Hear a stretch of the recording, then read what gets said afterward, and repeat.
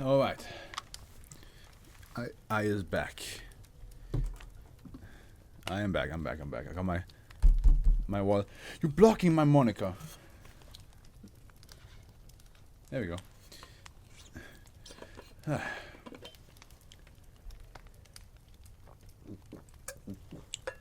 Oh yeah. That is the spot. Okay, let's find out who wrote the next one. It's one of the longest title possible. Here we go. Wait, Asian Leod? I know that person. I know you. Because I know that I always struggle with saying your name. Yeah, 2237. 2237 was the last one that we read from them. Let's see here. 2237. Oh yeah, it was like that.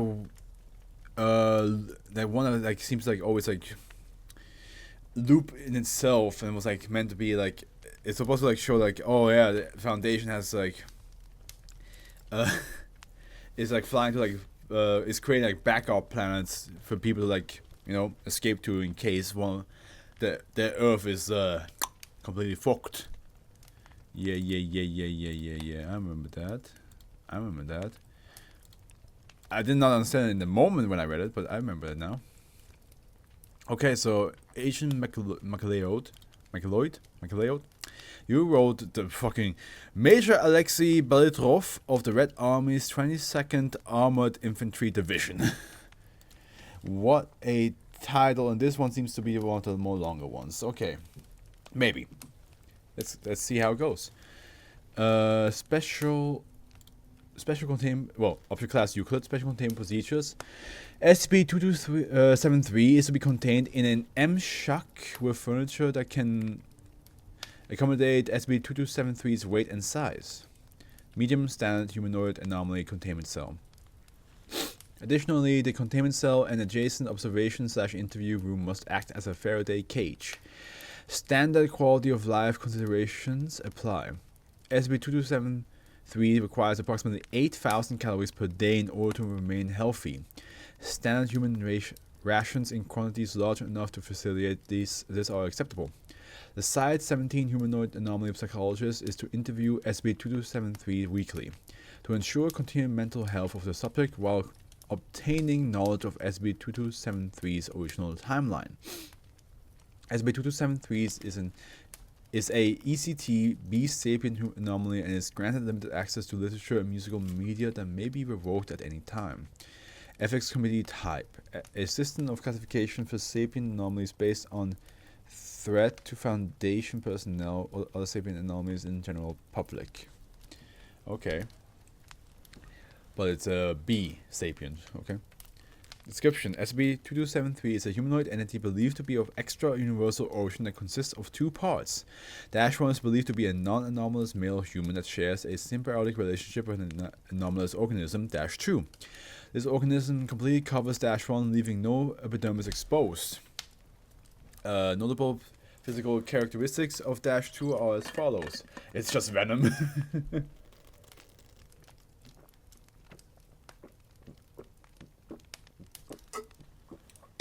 Wow. I took one sip and my whole body was like, yeah, more. So I just didn't, but I felt my body like shaking. I was like, wow, damn, I really need water. A chitinous carapace that forms a secondary exterior skeleton. Compound lensed eyes giving -2 approximately a 270-degree field of vision and approximately 90% of binocular vision. I don't know why, but the moment I read compound lensed eyes, I did imagine venom, okay? Venom did come to my mind. Earth tone coloration visually similar to military forest pattern camouflage. Advanced musculature that integrates with -1's musculoskeletal system and allows SCP-2273 to carry an estimated 1,200 kilograms in addition to its own weight. Is this venom? Proboscis similar in function to that of a Musca domestica used by -2 to procure nutrients for itself and its host. colloquially known as the common housefly. Okay, now it's venom and cell. Colored scar tissue similar in nature to tattoos corresponding to military patches and badges. These include but are not limited to flag insignias, rank insignias, name identifiers, and unit insignias. I have to text my friend something real quick.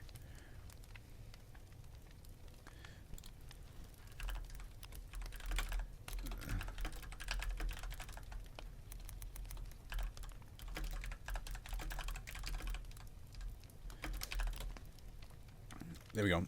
A fully functional organic radio transceiver capable of transmitting both encrypted and unencrypted audio messages over a wide bandwidth. As SCP-2273 is incapable of normal speech, AM radio receivers must be used in order to conduct interviews. Additionally, it is believed that -2 shares its circulatory and nervous system with its host. Additionally. Okay. It is believed, so we don't know if that's true. It's just a theory. Pardon me. You guys like my chain? you guys like my chain? Yeah, like just randomly saying that. SCP-2273 is approximately 2.1 meters in height and 290 kilograms in weight. -2's exterior is heavily scarred on both forearms and shoulder blades. Upon recovery, these areas bore open wounds. SCP-2273 claims that What? I never seen that word in my life. Oh my god. Is this the only way? We are looking at how to pronounce these words as well as how to say more confusing vocabulary many get wrong, so stay tuned to the channel to learn more. Nacelle, or Nacelle. in American English it's often also said as nacelle, or nacelle. From French. Nacelle? Okay, and what is the meaning? Oh my! Nacelle. Nacelle. There we go. That's much easier. Why did you not just show me this? A streamlined casing on the outside of an aircraft or motor vehicle, especially when housing an aircraft entering the passenger compartment of an airship. Wait. SCP-2273 claims that that weapon nacelles were previously mounted at these locations. Oh, like a case. Okay, like a gauntlet. All written tattoo patterns are in Russian and indicate that SCP-2273 was a major in the 22nd Armored Infantry Division. No such unit exists or has ever existed within the Soviet Union or Russian Federation in militaries. It is fluent in Russian and German. Es spricht Deutsch.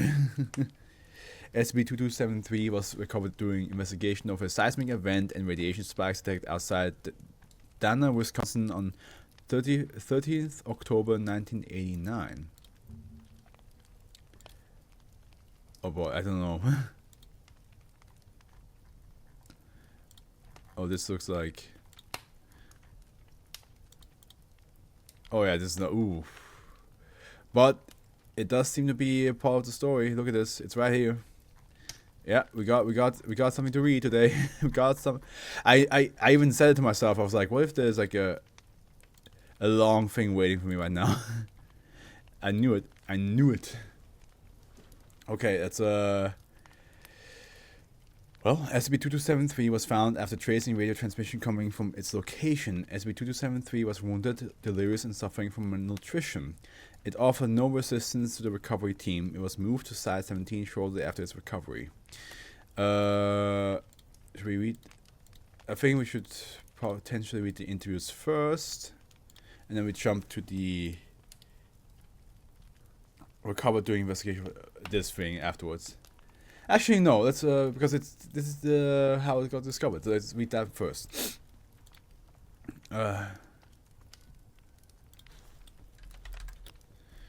Okay, prologue. War is child's play. Prologue, and then chapter 2, 4, and 5 don't exist apparently. Millions of Americans on the West Coast have Wait, the United States of America, September 3rd, 1962. But he was discovered. Okay, so 27 years later. Millions of Americans on the West Coast have settled in for the evening and turned on the radios and televisions, content to enjoy whatever program the families watch together. However, the scheduled programming has been interrupted by an urgent speech by President Joseph Kennedy Jr. My fellow Americans, it is my deepest regret to inform you that, in an emergency meeting by Congress, war has been declared on the Soviet Union, the People's Republic of China, and their allies. Our intelligence assets in those countries and our early warning systems all indicate that a large number of intercontinental ballistic missiles have been launched in a surprise attack against the United States and her allies. I'm reading this too fast. This is not how a U.S. president would say something like this. We will answer in full force. It is no easy thing that I ask of you, but we must all stand together through this, our darkest of hours, until we see the coming victorious dawn. We have been preparing for this scenario, and I'm fully confident in the strength of our military's plan. If you live in a city with a population greater than 100,000 or a near military base, I must urgently encourage you to head to your city's central bunker unless you have one of your own. If neither of these is the case, it is advised that you should head to your basement with all doors locked and windows shuttered, or to whatever shelter you have available. If you're outdoors, head indoors immediately. Be prepared to listen to any further announcements through your local radio stations. We will survive this, people of the United States. Freedom and democracy will not be extinguished. We need only stand strong and stand together. God bless and good luck. The White House, September 3rd, 1962, that's the same day. A man is calling his brother for the last time. Neither will ever see the sun again. Hello? Yes, John, it's Joseph. No, I haven't called anyone else yet. I felt like you should be the first to know. Yeah, I know. Listen, you can't... Wait. Yeah, I know. Listen, you can't go to the bunker. They know who you are. Blame me for what I've done. They'll lynch you, John. You take Jackie and the kids. And you go to out of the country. I'll see what I can do from here to make sure my guys go out and protect you. Mr. President, it's time. Hang on a second. Hang on a second, will you? No, that wasn't at you, John. Yeah, I'll call Ted and Robert next. Please stay safe and send Jackie and the children my love. Tell the kids that Uncle Joe loves them. And I'm sorry. Wait, I'm a bit confused. Like, who was talking who? So yes, John is Joseph. So this is Joseph. They'll lynch you, John. So it's still Joseph. And then here, that wasn't at you, John. So it's still like it is all Joseph talking. So, but oh, Joseph Kennedy. Oh, okay, yeah, okay. Gotcha. Hold on a minute. Am I dumb?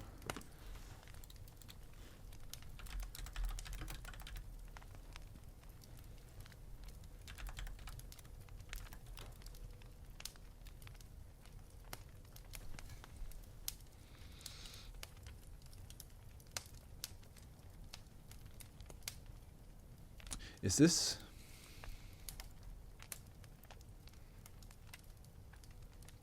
Okay, interesting. So here we have... I was looking like...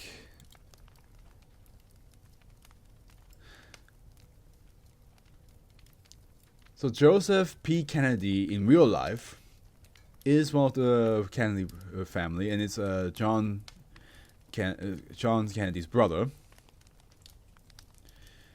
So it looks like this is a world where he became president. So I was I was thinking to myself, I was like, there's, like, my brain was doing a fart. So I do apologize for that. The old save, why does it like? Okay, the old save from Massachusetts. Okay, now we have chapter 1, the old soldier from Volgograd, and this is the long read. Okay, here we go. Things are being said in anchored whispers as young warriors look on fearful. Vasily, look at them. These are not soldiers, they are farm boys. Most of them don't look older than 10. And some of them are crying. We can't do this. We're at war. Probably the most important war that will ever be fought. It wasn't us who decided to launch the first nuclear missiles. It wasn't us who killed over 1 billion people. It wasn't us who put us in this bunker. And it isn't us who made the decision that our children must be our soldiers. We have orders, and we're sworn to uphold them. Do you expect me to believe that? Why can't we admit defeat? The surface is ruined. There's nothing left to fight for. And these are children. Do you expect me to simply stand by and watch as we give these boys over to those things? I can't do that in good faith. Grigory? Is that supposed to be like Gregory, but it's a Grigory? I would hold my tongue if I were you. You're an officer of this army and are sworn to protect this country with your life if need be. We can't let the Americans win, and we cannot simply give up. If whatever the engineers have planned will let these boys see the sky again. It is worth it. Even if it kills them? Even if it kills them. That's dark. Never like that. Slide 17, October 26 to 1989. Okay, so we jumped. Does it say? Yeah, we did jump 27 years. Dr. Friedrich. Interview was conducted in German. An interview in Deutsch. This interview took place 1 week after interview 4.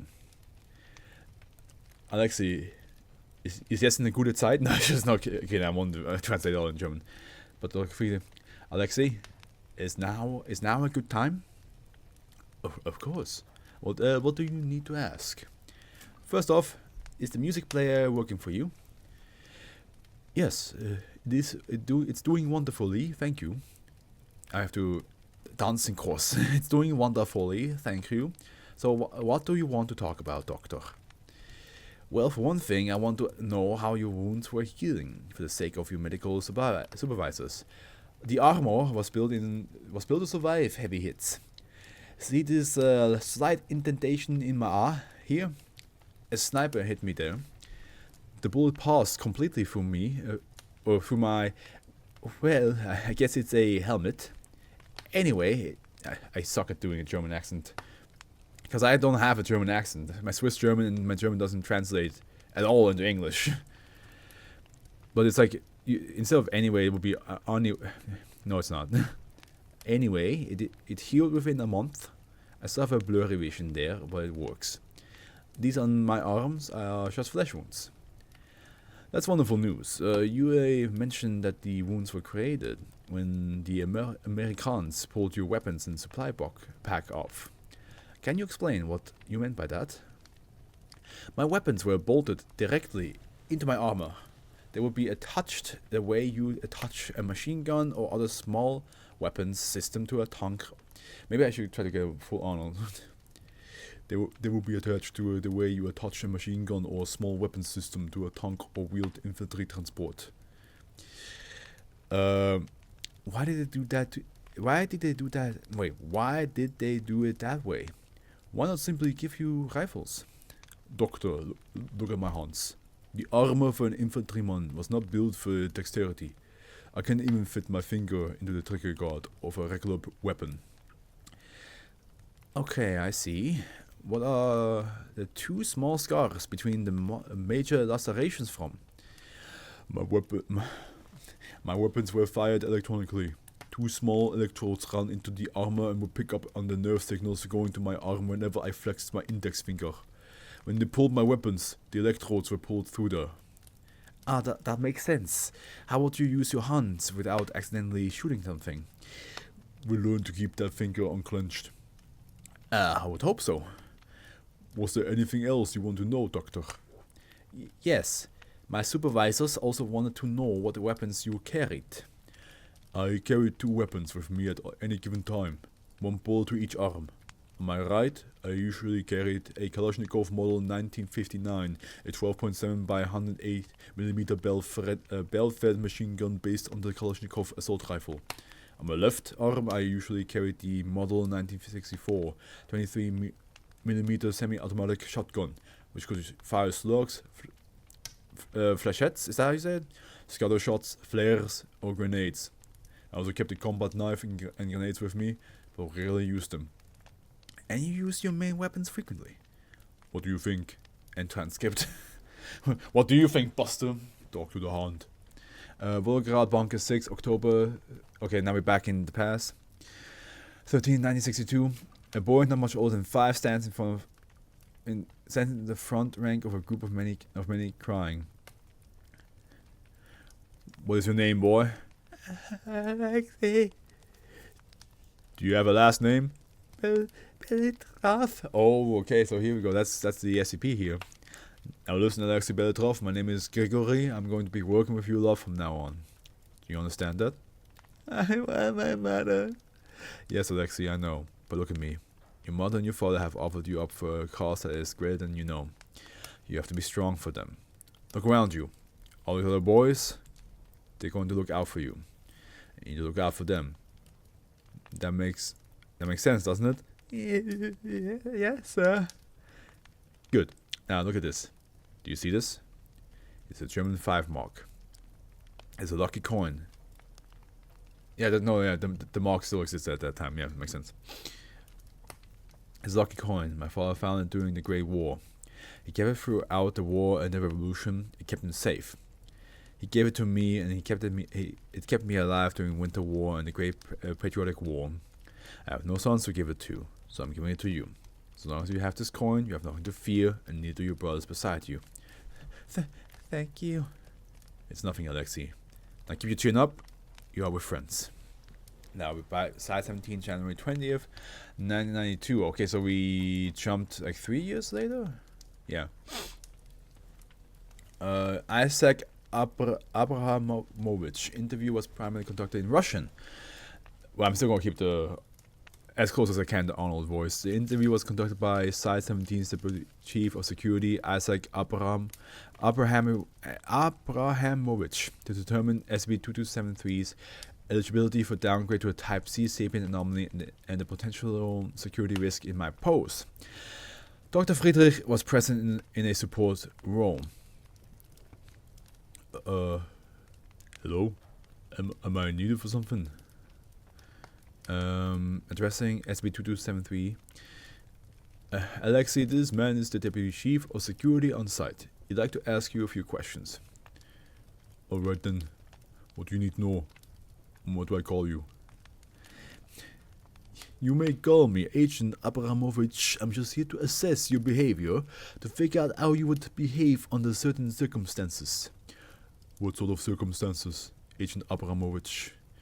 I am not at liberty to discuss that. Now, those tattoos on your shoulders and these documents both tell me that you are a soldier. What sort of combat experience do you have? Mostly long-range combat. I was involved in some door breaching, some close quarters fighting on some of my earlier campaigns. But I was mostly expected to give and receive orders to lay down covering fire if I ever get close enough to see the enemy. Any hunt-to-hunt, fist-fighting, use of blunt objects? Almost never. I told Dr. Friedrich I used to carry a combat knife, but I almost never had to use it as a weapon. That's good to hear. What about your emotional state? How do you feel about the Foundation? I have warm food 3 times a day. I am sheltered, I have music and books, and I'm finally able to relax without wondering whether I will wake up in the morning. The Foundation, you crows, have done more for me than I could have ever imagined. Okay, SCP 2273, I'd like to ask you a few questions about your armor. What about my armor? Hey! I'll be honest, I've been really depressed. What's going on, brother? You can... Hi, knockoff Dr. AutoClef. Am I a knockoff? Since when am I a knockoff of Clef? Welcome to Fluff. Don't even know how this... I'm not even sure how to say your name, to be honest. I'm not gonna call you Pet, that's for sure. AfroFluff, AutoClef. That's a bit of a stretch, isn't it? But hey, Howard, talk to me. What's going on? You can tell me. I'm not sure if I can like help you much, and don't expect me to like. At the end, I'm gonna say what most streamers and YouTubers say. I'm not like without your therapist and all that stuff, but hey, you can tell me what's going on. Kinito? Okay, gotcha.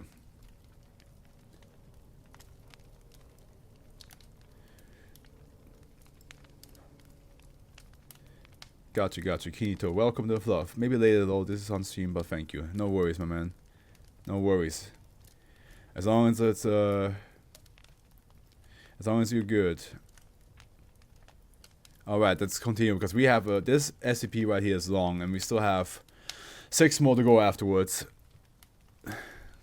Alright, hey, where's Site 19 or what side do you work at? I can't tell you that. Why would I just openly say that while we're reading about 2273 here? I can't tell you about that. Okay, let's go. Where was I? What sort of descriptions? Long range, any hand turn. Almost never.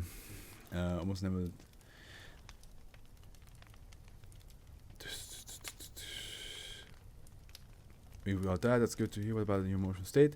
Yeah. Okay. Okay, SCP-2273. I'd like to ask you a few questions about your armor.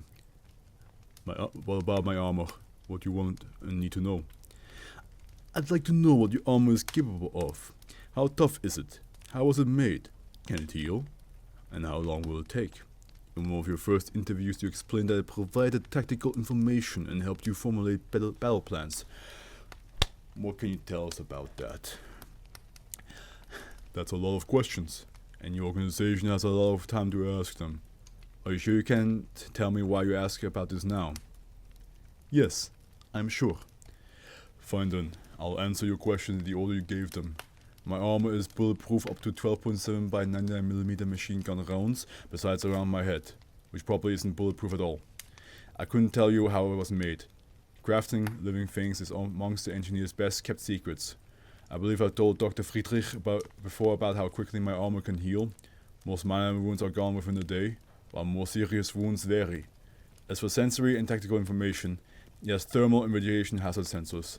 I'm able to see into the lower part of the ultraviolet spectrum, and the armor has a very basic identify friend or foe system. It can also pick up patterns that might indicate supplies, food and water, or signs of enemy movement, or help to calculate bullet and grenade trajectories. I love how I started saying off reading this SCP by saying it's like Venom, but now I get more like RoboCop. I mean, I'm giving it of course like the Arnold Schwarzenegger voice, but it does feel more like RoboCop with all the description of what the armor can do. So Kinito, what are you trying to ask with SCP-123? I read that like 3.5 years ago. I'm not going back now. Is there anything else you can think of what you might not be telling us? What about your communications? What kind of range do you have for that? On a good day, I could probably broadcast out to 80 kilometers, especially if I were in high place and the weather were clear. But messages going out that far would still be at risk of being lost to static, even under ideal conditions.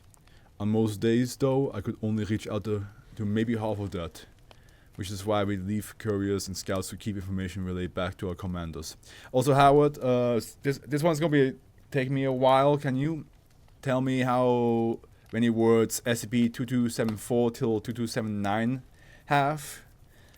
Because we might be with this one for at least another hour, maybe. Thank you, SCP-2273. I think that will be all for today. End transcript. Closing statement. Site 17 Security has agreed that SCP-2273 is eligible to be downgraded to a Type C sapient anomaly so long as the following precautions are put into effect.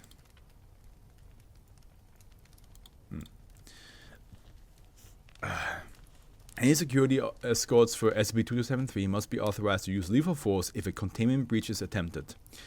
A radio signal jamming device must be in place and active at all times, or SCP-2273 must otherwise be prevented from broadcasting information off-site.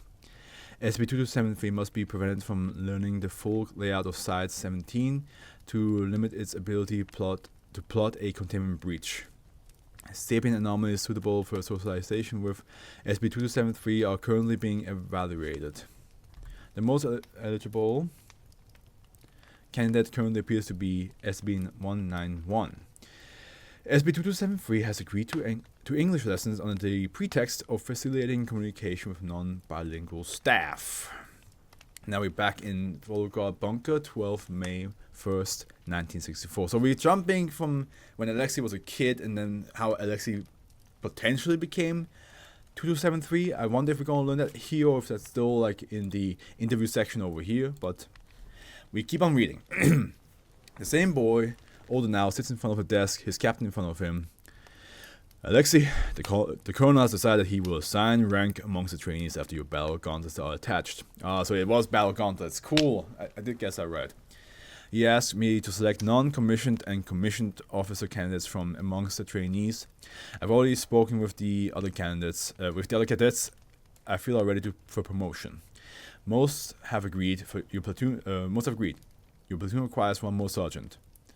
Do you feel like you're ready for this? Now let's see here. This is 64. Alexei came in 62. So Alexei just he went from 5 to fucking 7 years old, and he's like, and they're asking him if he's gonna be willing to become a sergeant. Yes, Comrade Gregory, I'll do whatever you need from me. Oh God, that's fucked up. That's wonderful to hear, Sergeant Belitrov. We'll be sending B Company to the engineer labs tomorrow morning. Our liaison tells us that attaching the gauntlets should be easier than it was to attach the boots. We will start through weapon training once you've all recovered alongside officer and non-commissioned officer candidate training. This means you all get to use live ammunition. This is good news. Do you want me to tell the rest of the company about live fire exercise or the battle gauntlets? For live fire exercises, no. For the battle gauntlets, yes. I know it will be a painful experience, so I want them to be ready, but I want the weapons training to come as a surprise. Thank you, comrade. No. Thank you, Alexei. And now we're back in the future. Well, present, I guess. Well, we're jumping into different past stories.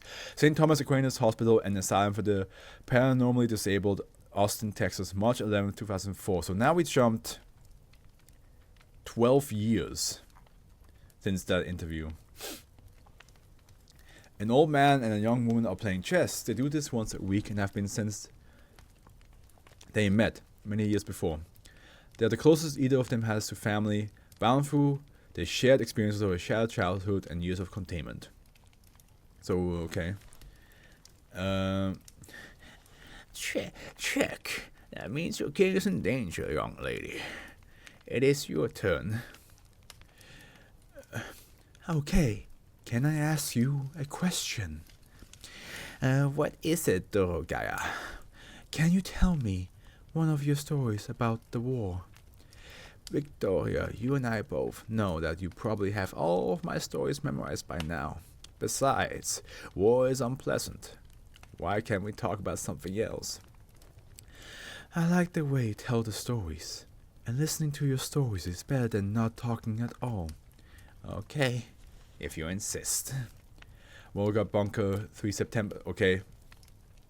3 years have passed, so he's now 10.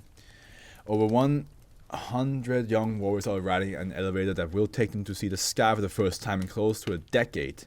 Many will not be returning. God, this is so depressive. Lieutenant Belitrov, how do we know the air filters will work? They'll work. Trust me. Have faith in the engineers. They're working for the Soviet cause as much as ourselves. Oh, I just now realized that it was supposed to be like full-on Russian the whole time. I'm fucking stupid. But yeah, it's fine. I heard that they were building armor for the Americans as well. Don't be foolish, Sergei. Why would they build armor for those capitalist pigs? Look, we're almost to the surface. Get ready, boys. Make sure you have your night optics turned off. The doors are opening. 3, 2, 1. St. Thomas Aquinas Hospital and Asylum for the Paranormally Disabled, Austin, Texas, March 11, 2004. 2004 again, right? Yeah, it's still the same. The game is being cancelled, which is a shame because the girl was going to win for the next few. Within the next few 4 moves. Please let him finish this story. Oh wait, it's Alexei. Okay, so, sir, can we please just finish this game? I'm afraid not, Alexei. Visiting hours are almost over, and there are also concerns for Victoria's physical health. I'll personally see to it that your board isn't interfered with, and that you may resume your game during the next visit. I suppose that must suffice. I will finish my story next week, young one. I understand. About 85k word. Okay. That's really not too bad then. So only this thing is fucking long as hell. 1 bit is 4 minutes. That's all fine. But yeah, 2273 is gonna keep us here, keep us like locked up for like a good hour.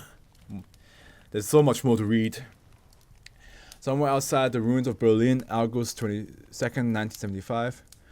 Mortar shells are raining molten copper and corrosive acid down upon battle-hardened veterans who used to be farm boys. The captain wants a private-like team is taking cover in a shelter crater. So now this is 75. So 8 years have passed. So Alexei will be a teenager now. I guess is this Alexei? Sergeant Volkov, I need you to take your squad and lead them to the outcrop of stones to the south. Sokolov, I need your squad to lay down covering fire for Volkov men. And does anyone have eyes on Sergei? Captain, I see him. He has Kuznetsov with him. I think they're trying to outflank the enemy. By themselves? Volkov, when you get to cover, I need your best marksman covering those idiots. Yes, sir. Voloshin, see if you can hit them with grenades. Yastrabov, use your rifle, see if you can take some of the heavies down. Lieutenant Soldatov, can you hear me? Yes, Captain, I can hear you. Will you please stay off the radius for a moment? I'm kind of busy. Sergei, what the hell are you thinking? You're going to get yourself killed. I'm thinking that Sergeant Kuznetsov and I are going to flank the enemy while the rest of the unit draws their fire. Sergei, get the hell out of there. Do you hear me? Sergei! Well, these probably didn't survive. St. Thomas Aquinas Hospital and Asylum for the Paranormally Disabled, Austin, Texas, March 18, 2004. After a week-long hiatus, the old man is returning to visit with the girl for the much-anticipated conclusion of the story and the game. So the girl must definitely be another anomaly. I wonder which one. They did say they have to keep it. They have to Victoria. Which it was an SCP called Victoria. Fuck. Memories help. Hello, Alexei. Hello, Dorogaya. Victoria, have you had an eventful week? No. Will we pick up our game? Of course, little lady. Where is the orderly? The one who said he saved the boat for us. He's getting coffee. He'll be back soon. Ah, that makes enough sense. So, little one, wasn't I telling you a story? Yes. Well, where was I? Oh, where would you like me to start from? You were marching south through Canada. Toronto, Canada, July 10th, 1989. Okay, so that's now another 14 years later. So he went from 18 and now he's like 32.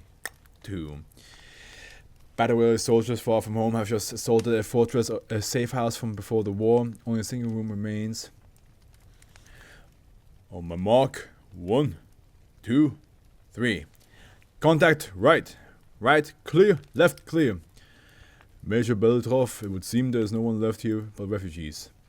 Wait, Major Belitrov, okay, that's sorry. Major Belitrov, it would seem there's no one left here but refugees. These are all civilians. I don't think there are even any men or boys left, just the girls. Captain Soldatov, do you remember when we took Berlin? Yes, sir, I do.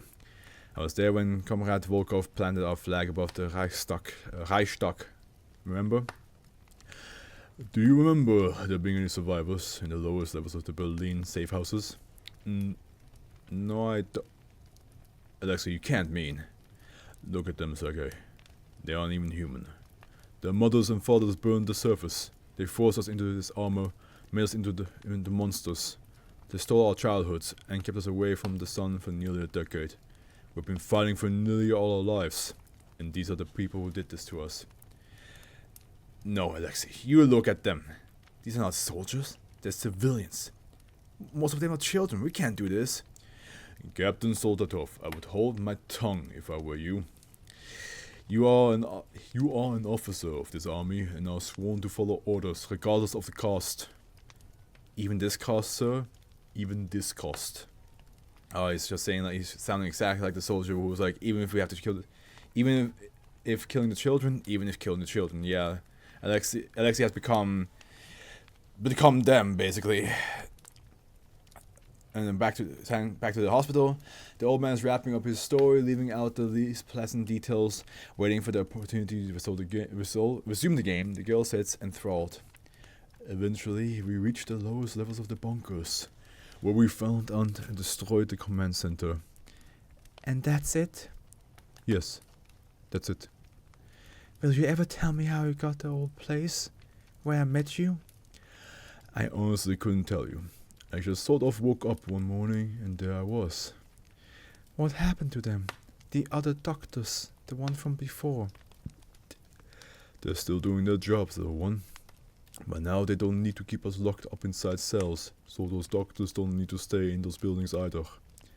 Why? We used to be a secret. You keep secrets, don't you, Dorgaya? We were like that. But now we're not. Why? The old doctors felt the world wasn't ready for us, but something happened that meant the world would have to have us, whether they were ready or not. What happened? I couldn't tell you, Dorgaya. Some things are still kept secret. Look, the orderly's back from his coffee break. I'm going to destroy you in chess now. Just like I destroyed John Connor, I will destroy you in chess. Somewhere in Wisconsin, 11th of October 1989. Hungry, tired, unsupplied soldiers are being hit with mortars again. This time there's no cover to hide within, no trees, no rocks. The commander is desperate and feels he has no choice. This is the commander of the 12th Infantry Battalion, 22nd Infantry Division. I am asking the commander of the American unit to cease shelling us in exchange for our surrender. You have us. We are out of ammunition and medical supplies. Please stop the shelling. I repeat, please stop the shelling. Holy shit, Lieutenant, we backed an entire battalion. And that we did, Sergeant. Have your men go through and disarm them. Then find out who the commander is. I'd like to know just who we captured. Yes, sir. You heard him, boys. No more fighting for these fellas. Pull the guns off. Sergeant Crowley, it looks like this one's a major. I think he's the commander. Brunson, you speak and read Ruski, don't you? Find what our friend's the major's name is. Huh, that's a Belitrov, Sergeant. Brunson, are you shitting me? You better not be lying. No, Sergeant, this guy's name is Major Belitrov, I swear. Brunson, you ignorant son of a bitch, don't you know who that is? We captured the goddamn terror of Toronto, the Jack of Spades.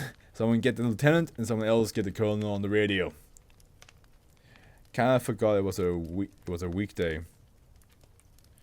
You mean a weekend day? Or what? What happened, bro? Welcome, by the way. Oh boy, a lot of people are going to be happy we found you, my colonel. My colonel tells me that there will be promotions, honors, and most importantly, leave for us when we get back to civilization. Do you know what that's like? Civilization? Probably not, you filthy fucking commie. Is that why you ordered the execution of over 200 civilians? Why destroy one of the last and largest safe houses on the entire North American continent? Because you don't understand what civilization looks like? You know, I was born 10 years after the war started. My little sister's never going to see the sky because you people tried to destroy mine with atom bombs. Well, let me tell you something. We Americans don't quit. We don't surrender. And we sure as hell don't murder innocent civilians. Lieutenant Finn, Sergeant Crowley was wondering what we're going to do with the other prisoners. We don't have enough medical supplies to take care of them. Come with me, you piece of shit. Private, where's Sergeant Crowley keeping them? Over here, sir. What the hell are they doing? We surrendered! God damn it, no! Does it have all the chapters? Yep. Yeah! This is a long one!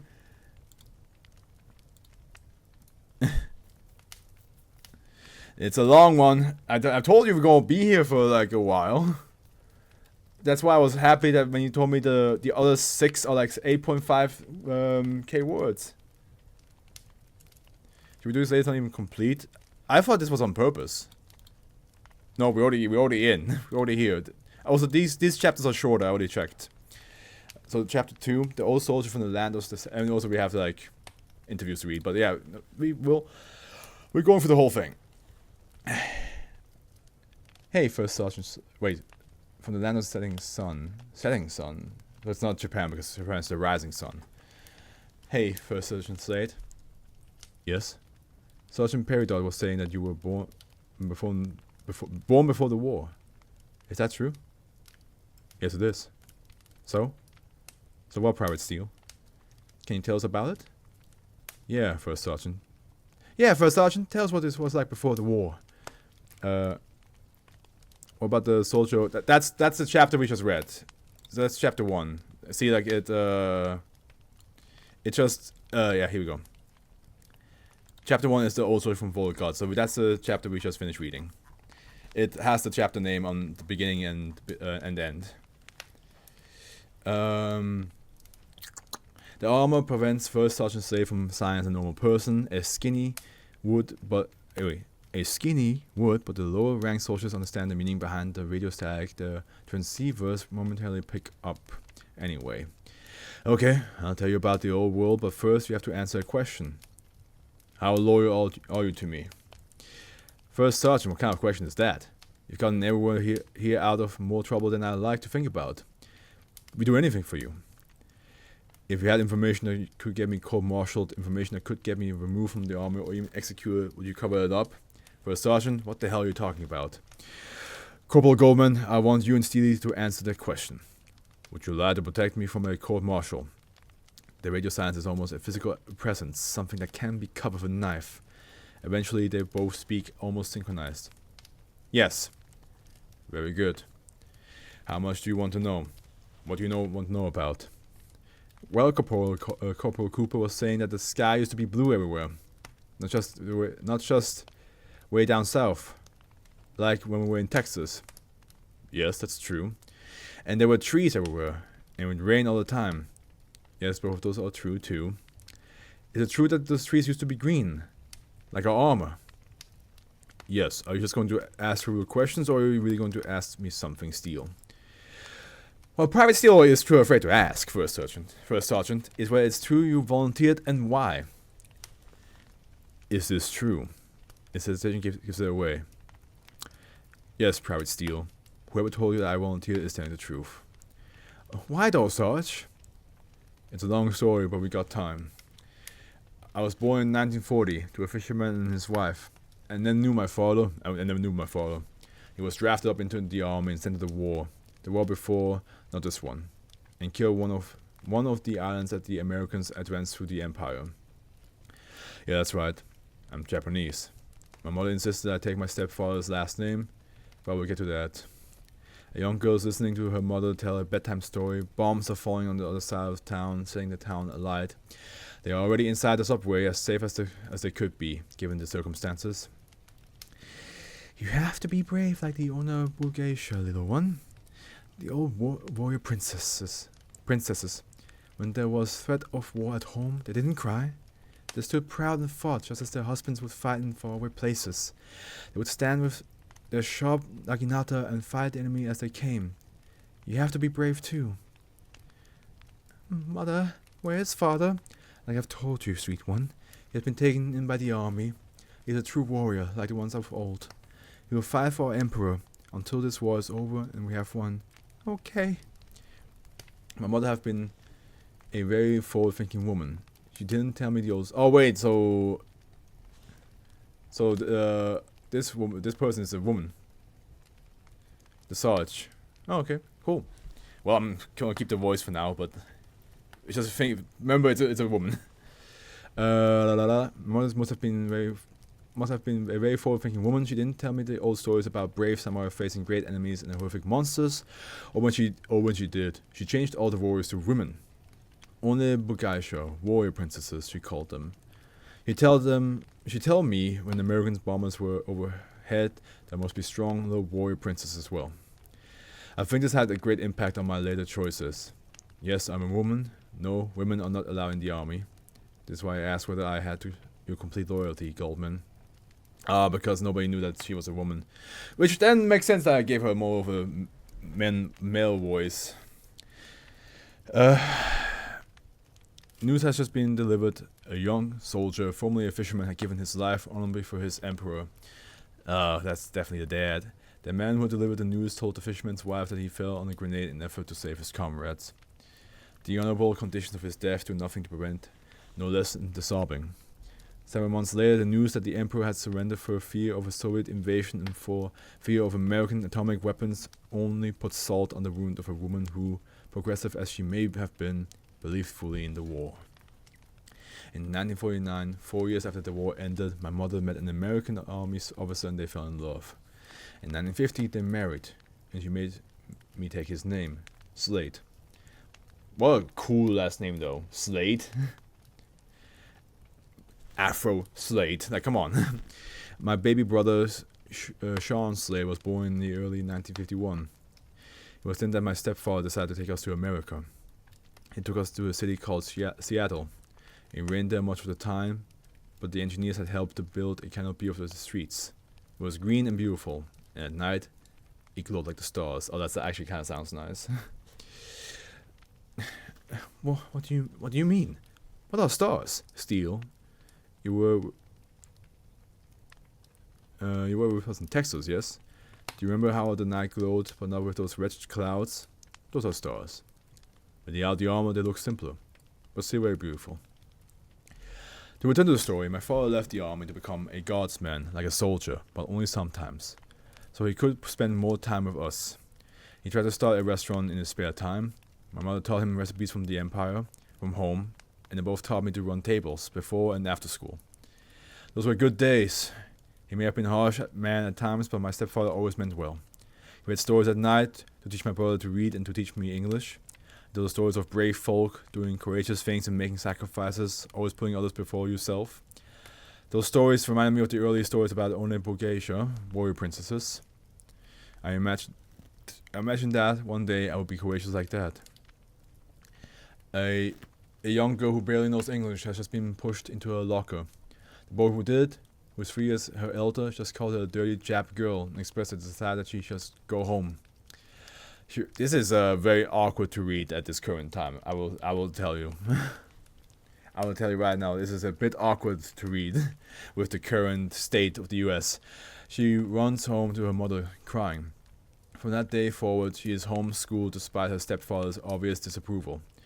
She eventually earns a GED, but does not feel comfortable choosing to go to a college where she will be subject to the same treatment as before. Instead, she stays at home, working tables. When the bombs fell and the sky burned, my stepfather was able to get us a place inside the Seattle bunker before a part of the service burned because he had been an officer in the army. Her bunk had been fairly close to the door leading to the outside. She can still remember the screams of those who had been locked out, hammering on the door, begging to be let inside. Fortunately, the engineers had been commissioned to clean up the resulting mess long before the corridors had to be walked through again. She doesn't like to think about how the engineers had carried out that task. Same thing was happening back when this was written, to be honest. Okay. Yeah. History repeats, sadly. And a lot of times the thing that repeats is the horrible stuff. After about 3 months, military personnel came to our bunker from elsewhere, saying that they needed every male over the age of 5. My little brother was about 10 at that time.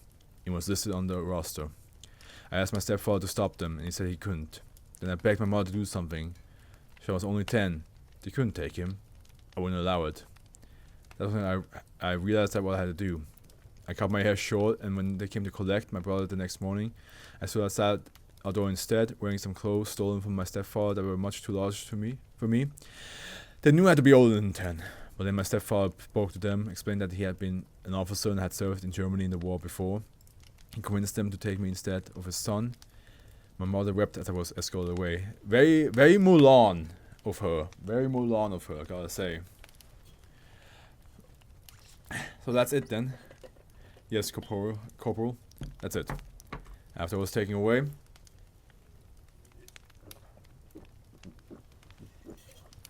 I went through the same training and same augmentation as you two. I was assigned to our artillery unit shortly after. That was all over 20 years ago.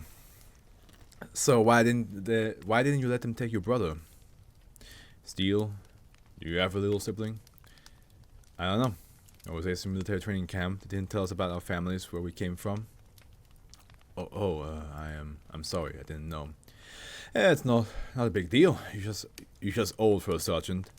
The Brent briefing hear static of the radio again, but this time the feeling it conveys is more akin to laugh than anything else.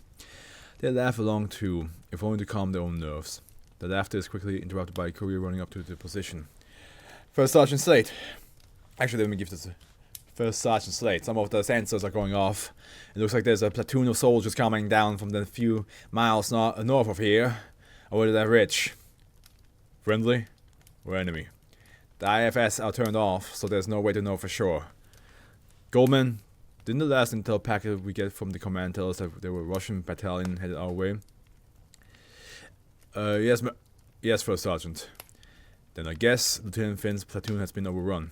The other soldier turned to the courier. Go tell the rest of our company to get ready for fire. Then get the fire orders from the captain. We might as well try out these new shells. The Tesseractor shells. So these must be the shells that they use in Chapter 1 to basically stop SCP-2273. Understood, First Sergeant. The courier runs away. The shells assigned to tear space-time itself apart begin raining down on a platoon of Americans transporting a high-value prisoner. This will be remembered as one of the worst cases of friendly fire in the stage of the war. Okay, never mind. I thought... I didn't think that was happening. Chapter 3. Yeah, okay, it doesn't look... Yeah, it's the same as Chapter 2, I would say. Oof, okay. I'm having a good time reading this though. It's a very good tale. It's a very good tale.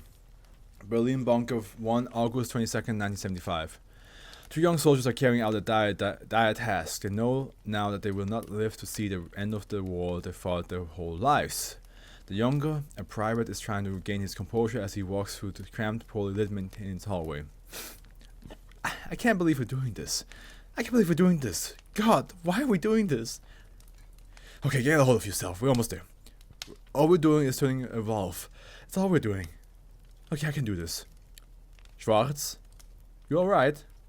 The younger of the two nearly jumps out of his own armor, but quickly recovers and says, Yeah, Kraus, I'm fine.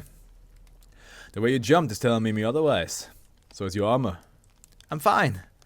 The elder stops and holds his arm in front of the younger. They face each other. What's your deal, Kraus? Oh, what's your deal, Kraus? I said I'm fine. No, you're not. What makes you so sure? I know you're not fine because I am not fine. We both know what we're doing. Quit pretending you're not nervous. Quit pretending you're not having doubts. What the fuck are we supposed to do then? Talk about it. What for? We both know what we are about to do. What's there to talk about? I don't know. They walk for a long while, nearing the goal, when the young feels the need to speak up again. It just isn't right, you know. Yeah, I know. But what choice do we have? We can still fight. Instead, we're, what, just giving up? What kind of shit is that? I can't pretend to know why this is so much better than gearing everyone up and fighting Schwartz. But I can tell you this. When the enemy reaches a bunker, they take no prisoners. Yeah. But why the hell did it have to be us, man? Why do we have to do this? I don't know, but we do. Come on, we're almost there. Turning off a valve, manual deactivation of several safety backups, and the deed is done. But the young warrior have no time to consider the consequence of their actions. They need it elsewhere. Berlin Bunker, 1st August. Wait, Did we jump back in time? We did. One day. An old colonel, one of the last unarmored soldiers in all of Europe, is addressing his troops for the final time. The valves are at the door, and it is only a matter of time before the door breaks. As he stands on a small stage at the front of the large, well-lit briefing hall, he can't help but think that his soldiers appear ghastly, that their armored countenances are horrifying caricatures of true warriors. Gentlemen, all of our lives you have lived under the threat of war. You have lived preparing for war. Now, the time for preparation is over. Our lifelong enemies, the U.S. Army, are within shelling range of our surface defenses. Our allies are still several weeks away. We are on our own. We have no choice now but to fight. It is not with a light heart that I ask of you these things, but if the honor and dignity of our people once held is to be remembered, if hope for the German people and if our socialist ideals is to continue, all of us must fight. We must fight to our last breath. Not a single bullet may be left unfired, not a single soldier left standing, so long as our enemies are on the march towards our city. All of you have proven courage and strength beyond measure. Now, we must put this courage to its test. We will show them what Berlin is made of. The cacophony that fills the briefing hall is not of men shouting and cheering, but of radio static. Not a single armored soldier there can still shout. No modern soldier can. This armor sounds fucking insane what it does to you. Like, yeah, it gives you like the most like combat advantage, but it also seems to just take so much of your humanity away.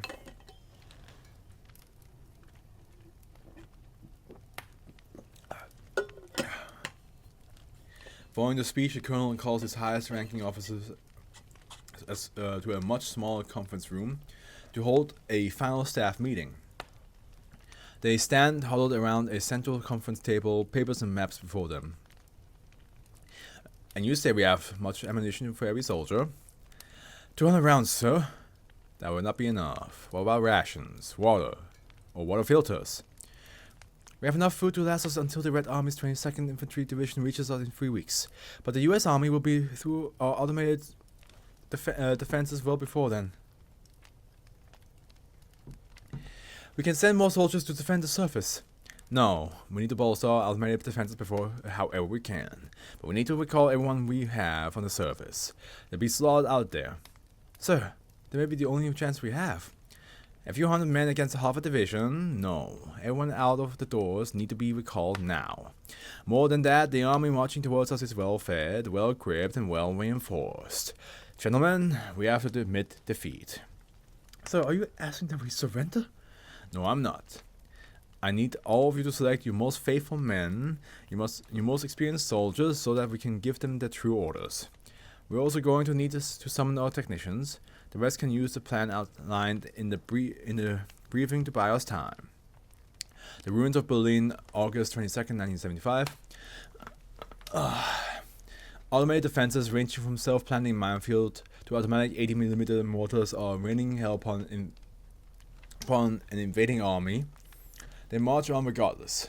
Several hundred meters below are able-bodied males are arming themselves, the unarmored and younger soldiers among them donning gas masks. Even deeper, the women, the girls, and a select few of the boys, the only hope the city has for its future, are lying peacefully, untroubled by the war that rages above. A score of defenders who ignored orders are paying dearly for their insubordination. The youngest among them is the only one unwounded and conscious following a mortar barrage. He stands in the center of the small area his squad had occupied, shell-shocked, calling for his comrades. Sarge! Wolf! Doc! Anybody? Berg! Get over here and shut the fuck up!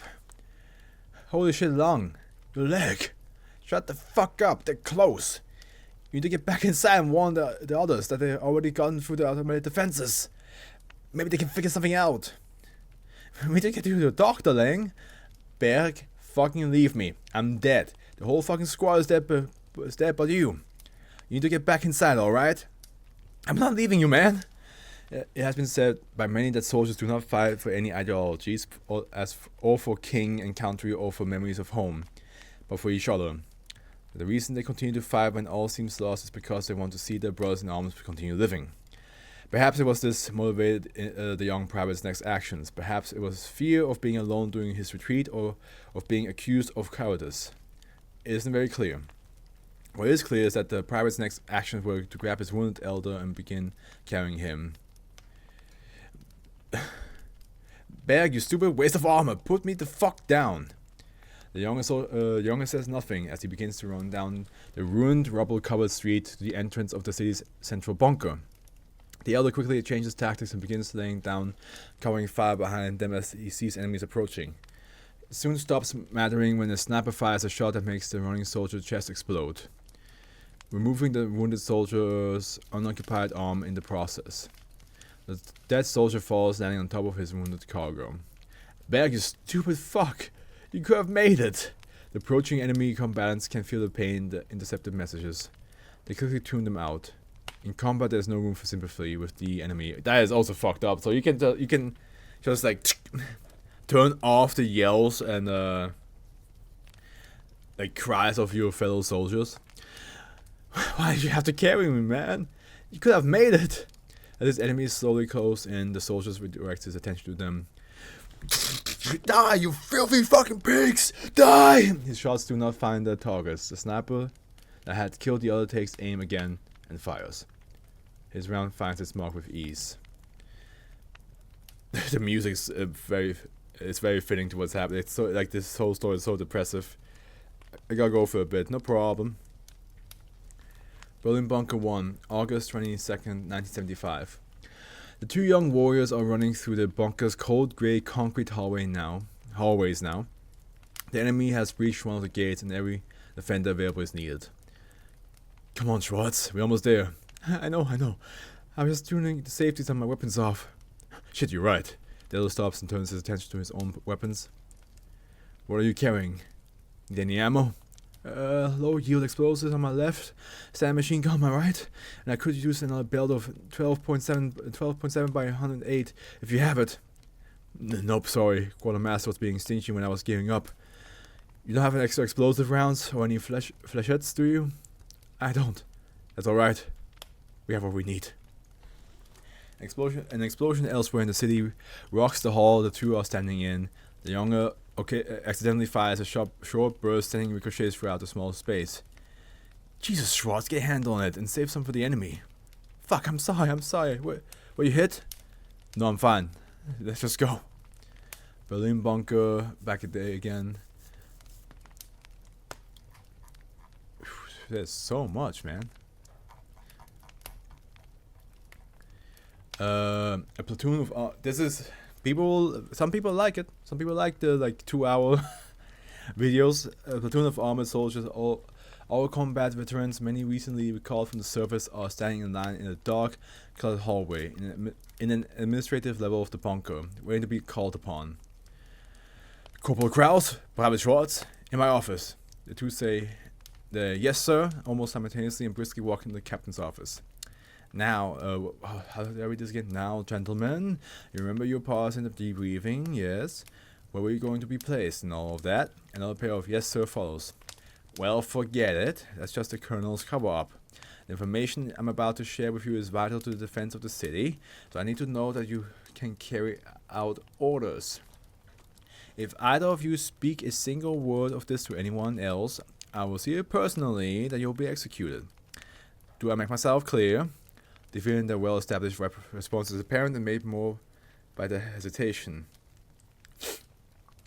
Now, have either of you two ever heard of the Samson Protocol? No? Good. This means the secrecy hasn't been compromised. I'll give you the full overview before we get started, but tonight everyone out there waiting and everyone I've spoken to since the briefing is going to be on the first night watch. We'll have a small contingent monitoring the radios and automatic sensors, but the majority of us are going to be spending tonight laying explosive in every major corridor, ensuring the collapse. A select few of the people I've already spoken to are going to be given armor-controlled detonators running on dead man switches. They'll be our last line of defenses. When they go, the whole city goes. But for you two, I have something much more important in mind. The colonel has become convinced that the city is already lost. He feels that our best option is not to surrender or to try to wait for our reinforcement from the east, but to ensure that our civilians are never exposed to combat to the enemy. He somehow feels that it would be better if, tonight, the airline running from the surface to the civilian levels of the bunker were cut off so that they all die in their sleep. So I'm tasking you to with that. Oh, that's why I closed in the bunker. Sergeant Becker tells me that both of you have performed very well under stressful circumstances. That's probably a lie. And you both followed orders even when the end goal isn't clear. I'm going to need that from you tonight. The young have visibly flinched when the captain's purposes in summoning them have been made clear, and now that he sees an opportunity to speak, leaps up upon it. Sir, what the hell are you saying? We can't do that. Our job is to defend the city, not beat the enemy to the chase. Do you think I don't know that? You mind your place private. We have no right to question orders. Someone in your position, doubly so. If I can't trust you to do this, I have to have you taken out and shot. Now, I need to know, are you with me? The elder is the only one who speaks. The younger is far too angry and far too hurt to do so. Yes, sir. We understand, and we will be ready to do whenever you need us to do tonight. Good. Meet with the rest of us at the elevator 2 tonight at 23:45. You're both dismissed. The elder grabs onto the younger and pulls him through the door. As they walk away, the younger speaks as quiet as he can, given the limitation of the armor. It's not right, man. It's not fucking fair. I know, but it's what we have to do. Come on. If we hurry, we might be able to grab something to eat. Back in his office, the captain sits at his desk, holding his head in his hands. He wishes that the small confines of his office allowed him to scream, that his armor allowed him to drink alcohol, that he had any sort of option at all. For his need for this, Berlin's final hours. He stands up, walks to the door, and calls the next group of soldiers into his office. Wait. It's the next group of soldiers that he calls the ones who are like... okay. No, it's not. Berlin, bunker, okay. The two young soldiers have reached the breach point. Only a corner, a few meters of grey corridor separates them from the fight. They switched the encrypted broadcast on a personal channel to prevent enemy detection. Schwartz, I'm going to lay down covering fire. You get the first piece of cover you can reach. Got it? Got it. On 3? 1, on 3. 1, 2, 3, go! The elder sticks his left arm, bearing a large multi-purpose shotgun, around the corner, peeking out only enough to allow himself to aim his weapon. The majority of the enemy appears to be in cover, with several wounded and dead from both sides littering the floor. A friendly medic is working frenetically from within cover on a soldier who appears to have lost much of his right arm. A single enemy appears to be advancing on the medic's position. As the elder of our two heroes prepares to fire, the younger lays down a burst of 12.708mm rounds, sending the enemy to the floor. The younger rushes to the medic's position. The elder follows shortly thereafter. How many are out there? Do you know? Wait. How many are out there? Do you know? The elder questions seems stern, but it is asked with good intentions. No, I don't. I've just been trying to keep these guys all together. Why did you fall back to the rallying point? This is the rallying point. They just kept coming. Fuck, Doc. Do you have any ammo? Grenades? No, I don't have any grenades. I'm a medic. What about these guys behind us? Kraus, the guy in front of us has grenades. What? The one you shot? Yeah. Dale says in the only way an armored soldier can and quickly looks above the cover. Alright, Schwartz, you run for the grenades, pull the pin and toss one as soon as you reach the guy. Then you run ahead to the next cover. I lay down covering fire. You, Doc, you keep doing what you're doing. Ask these wounded guys for any information they might have. If you can't get any of them walking, start getting info from them and get them to start doing supply sweeps for us. As soon as you figured out who's gonna make it and who isn't, start moving to one of the other rally points. Taking as many of these guys as you can with you. Can you both do that? Yeah. The medic is far more focused on his patient than anything the corporal has to say. On 3? On 3. 1, 2, 3, go! Dale immediately puts his right arm over his shared cover. A heavy barricade built specifically for situations such as the one facing our heroes and begins sending bullets down range. The younger vaults over the cover and rushes towards his objective, picking up a small number of grenades from the downed enemy and taking it to the next piece of cover in a single motion. As he reaches his safe point, the young private pulls the pin on one of the grenades and tosses it blindly over his cover. A small group of enemies dives out of the cover as they see the grenade rolling towards them. They're quickly cut down by the corporal as he runs to the private's position. That was good. You cover me as I got to get the next one, yeah? Yeah, I can do that. But I think the guy I borrowed the grenades from is still alive. I think we should interrogate him a bit first. The corporal considers this information for a moment and nods. Alright, yeah, you cover me, I'm going to drag him over here. As he moves out of cover, enemy soldiers round the next corner and open fire. The private is quick to return fire, using both of his weapons in an effort to subdue them. They quickly return to cover as the corporal drags his quarry back to the private's position. Alright, Schwartz, keep an eye out for this guy's bodies. Do you speak German?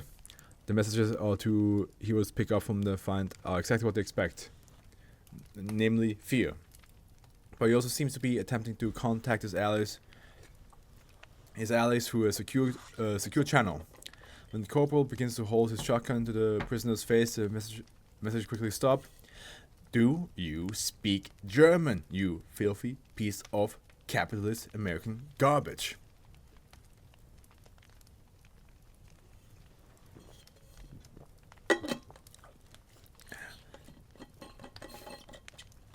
My name is Rico Camisa Roja. I'm a staff sergeant. My serial number is 903-57680. My name is... The American's mantra quickly ceases when the German corporal draws his combat knife and holds it toward the American's wounds.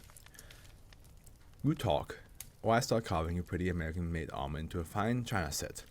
Do we understand each other? The American nods. Good. Start talking. My name is Rico Camisa Roja. I'm a staff. This time the interruption comes from the corporal lifting his prisoner up and launching him over the shared cover, followed with a strongly worded remark about the prisoner's failure to communicate. As he does so, he sees more of the enemies rounding the corner at the end of the short corridor. Enemies will begin laying down cover fire as soon as they see him. Schwartz, let me see one of those grenades. The private silently does as he asked and takes a moment to peek over his cover. Might as well throw one of your own on 3. 1, 2, 3. The two load up the grenades near simultaneously, eliciting a hail of bullets followed quickly by a large amount of shouting and running for cover and approaching enemy soldiers. The two have no time to take advantage of the lull in the enemy's advance, as the medic they left behind has begun shouting for their attention. Hey you two, we have a problem over here. What the hell is it, Doc? We're a little busy at the moment. This guy's about to bleed out. What do we care? That's your problem. The corporal takes a moment to fire a small salvo of flashettes at the advancing enemy. Before he lost consciousness, he told me this whole place is rigged to blow. And we already knew that. He said that he's the only thing keeping that from happening. Fuck. Alright. Here's what we do, Doc. If you want to get out of here alive, you're gonna have to leave this guy's behind. Stay behind us, stay close. Schwartz, standard infantry tactics. You lay down cover fire when I'm moving, and the same thing for you. Got it? The medic and the private state the agreement near simultaneously. The corporal responds by raising himself above his cover and opening fire towards the end of the short corridor.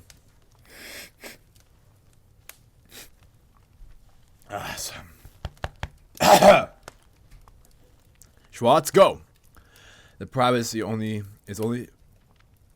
able to take 2 steps before the wounded soldier behind him expires, triggering the detonation of a large number of explosive devices throughout the wing of the bunker.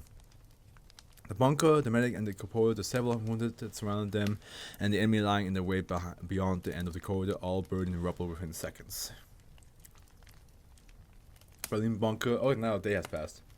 August 23rd, 1975. The forces coming to reinforce the city's defenders have arrived far earlier than expected, but far later than needed. The cost of the speed was great and had been paid in blood, but even that was not enough. The captain is standing in a short corridor watching as his men remove the rubble blocking the path. One of his lieutenants is rushing towards him to deliver news. Captain Belitrov? Captain Belitrov. Slow. My god. Gotta get back in his mindset. Eat that asshole. Slow down, Sergey. Stop with the formality. What is it? Well, the man found this in an office on the other side of the bunker. You have to read it. And? What about Colonel Engels? Have we made the contact with him? Colonel Engels is dead, Alexei. Suicide. I found this note with him. Please just read it. The ranking officer takes the envelope from the lieutenant and removes its contents. He reads it quickly and, when he's finished, slowly leans against the wall. The soldiers around him stop working as they begin to notice the emotional state of the commander. Sergei, this is our fault. We weren't fast enough. There's nothing we could have done. There's no way we could have gone here faster. And no way we could have known. Because there's too many good men as it is to get here as quickly as we did. There's nothing left now but to bury the dead. Berlin bunker, August 22nd, 1975 again. So back to a day before. The colonel charged with defense of the city sits in a small office, huddled over his dented pinewood desk as he writes a letter. To the command of the Red Army forces liberating Berlin. I'm sorry. I am sorry. We held them off as long as we could. I felt we had no better options. The fault here is mine, and mine alone. I do not ask for any forgiveness. The lowest level of the bunker complex contained everything necessary to rebuild the city and to carry on your fight.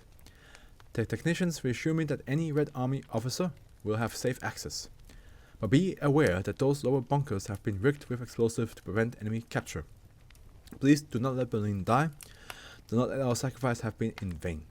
We cannot let this war be lost. Respectfully and with fullest regrets, Colonel Hans Engel, National People Army, 5th Armored Infantry Battalion.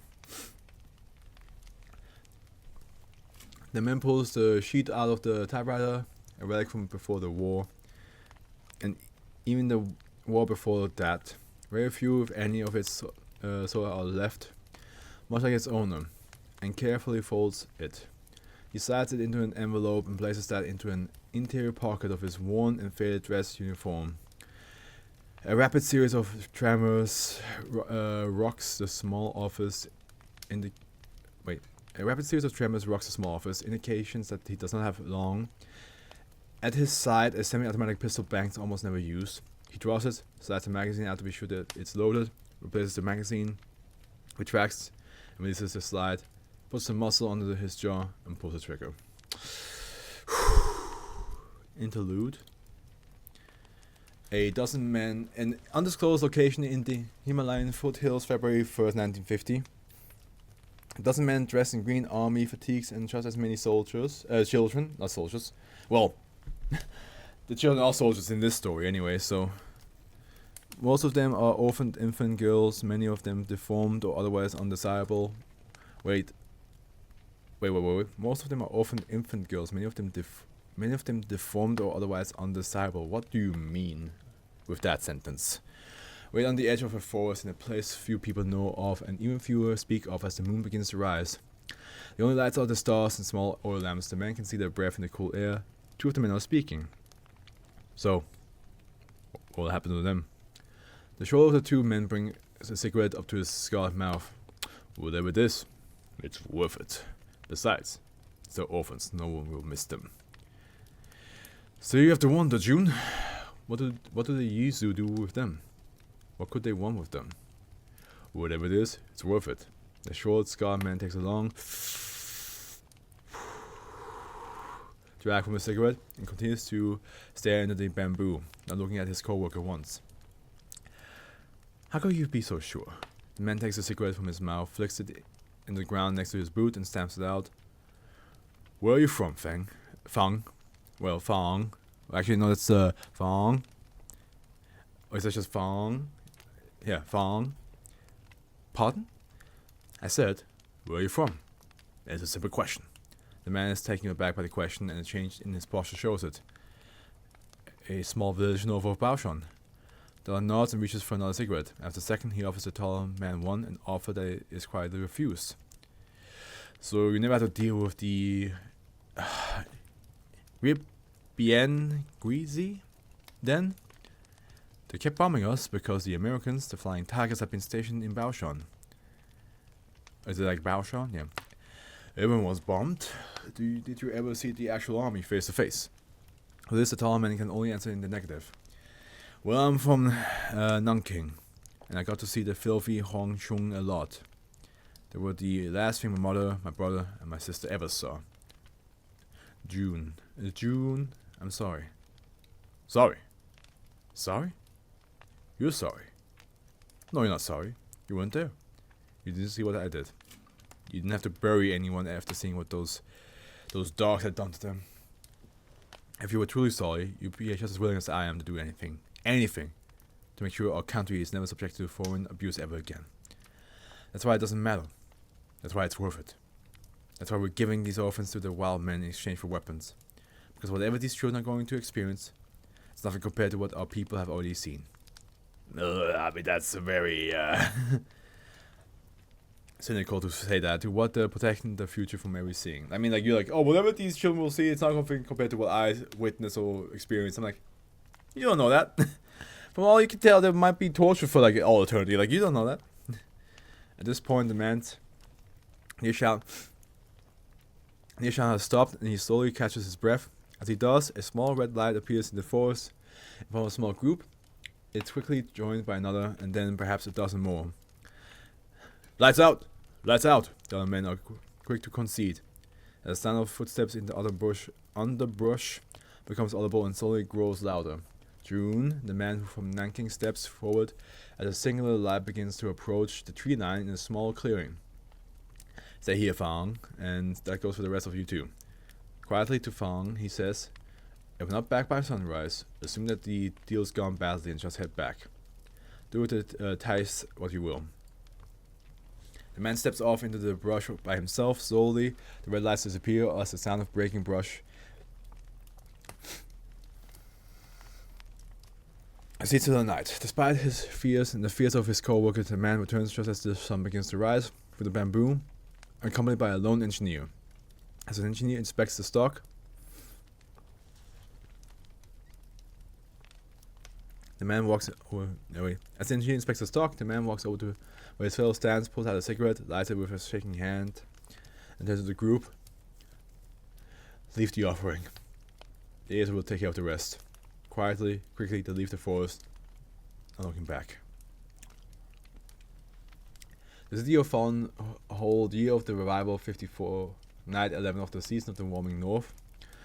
Hurts. It always hurts. Still remember the songs? They want us to forget the songs. Can't sing. Have to learn the songs in other ways. Miss the sounds of mother's voice.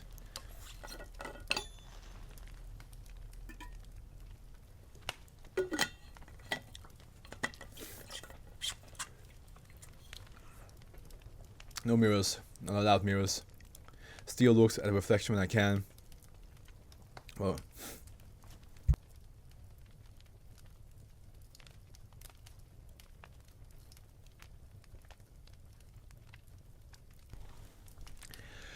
What looks back isn't me. They don't like it when we think about these things. They take some of us away sometimes. We never see the ones that take away again. We never sleep, but we never tired. Always standing and walking. Strong legs. But not like fathers, like a cricket. Girls aren't supposed to have legs like a cricket, are they? Nope. Always hungry. They never give us enough to eat. Every meal's the same. I don't like the way it tastes. Looks like worms. I think it is worms. Can't chew. Mouth doesn't work the same anymore. When I see my reflection, that always scares me. They move us around a lot. They don't let us use the big hallways. They want us in the little tunnels. Always crouching, but that's okay. Strong legs, but not like fathers. I remember soldiers, angry, pushing and shoving and grabbing and pulling. Very long journeys. The soldiers didn't feed us either. They left some of us behind. Hope the ones that were left are okay now. Sometimes there's no memory, but it's not like sleeping. They take us somewhere or tell us to go somewhere, and there's bright light and then nothing, and then we're back and we know new things, but we weren't taught. Then they make us use what we know. We talk to the machines, but the machines don't know songs. Not very fun to talk to. Sometimes machines talk back though. They tell us anything fun like secrets or stories or songs. They don't use real words, but we understand, and sometimes there's a problem and we fix it. Sometimes we don't understand the problem, so we show them. Sometimes we don't work on talking machines. Some of us still have hands, and they make them work on the pipes and other things. I miss hands. They took my hands. They gave me blades, like a mantis. Ooh. I can fix some of the machines now. I can feel little problems and tell they're talking machines where the little problems are. That's kind of fucked up. It's like, okay, so when she said, well, looks back at me, it's not me. Probably it's because she's full on like the armor, or she's augmented to be a machine of killing, because she has blades and all that. Sometimes there's more of us. Sometimes the new ones talk about a war. New ones are always scared. They usually have new songs though. I wish Mother could sing the new songs. Miss the sound of Mother's voice.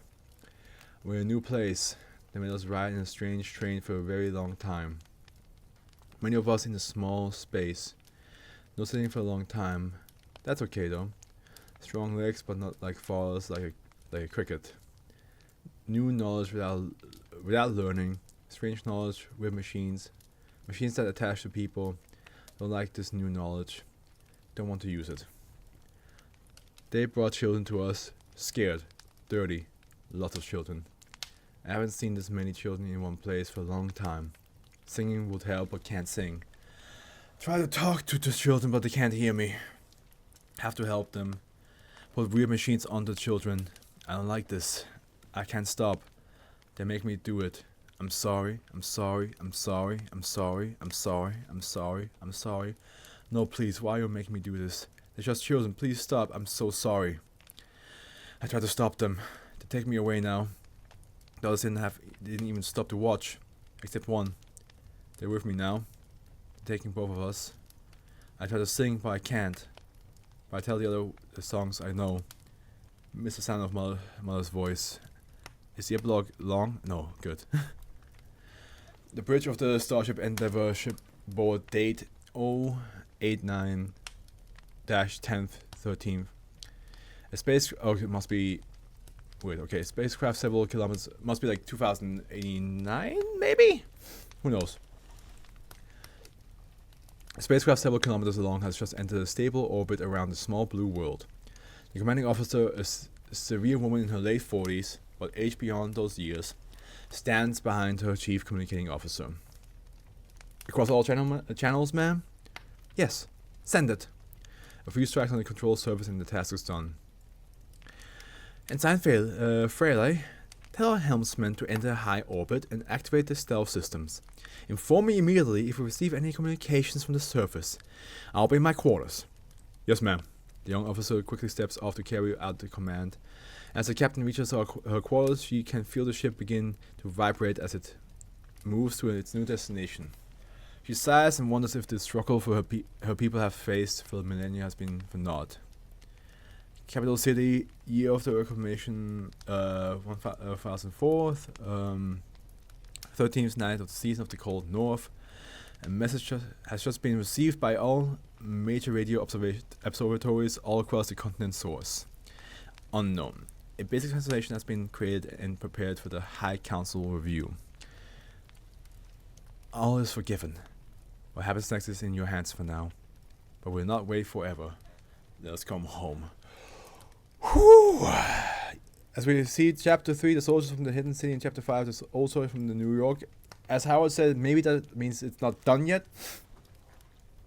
It was last edited a year ago. So, unsure. I thought this was on purpose that there was no stories to that, but we don't know. Well, we're not done yet. We still have to selected interview logs to read through. But now we have a huge amount of backstory of what was going on in Alexei Belitrov SCP-2273's life before it became part of the Foundation. So let's see what the open initial interview log. So here we go. Interviewed SCP-2273, Dr. Friedrich, Site 17, humanoid anomaly psychologist.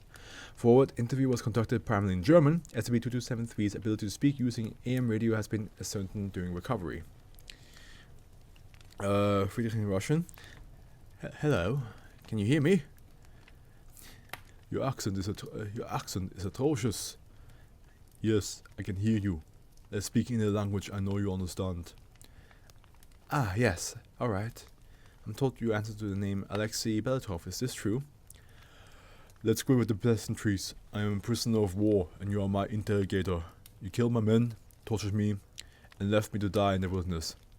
Have you not done enough? I'm sorry? You heard me. Don't act like you don't know what was done to me before I was brought here. My men died because I surrendered. I see now that it was a mistake. They should have died like warriors, fighting for their motherland, not gunned down like animals.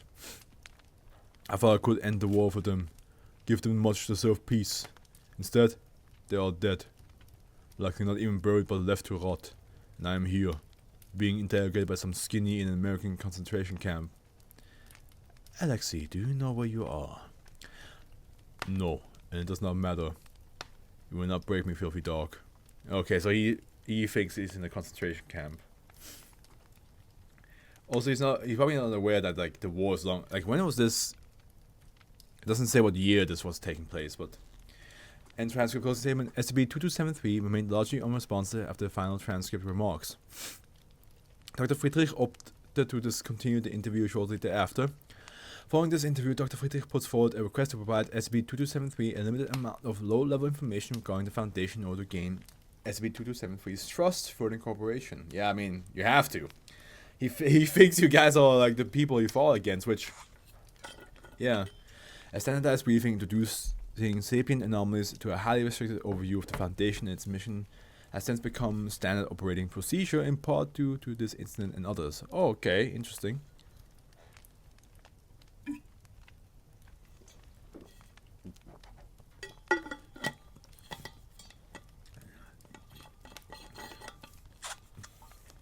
Humanoid containment specialists and local ethics committee representatives can be contacted for further details.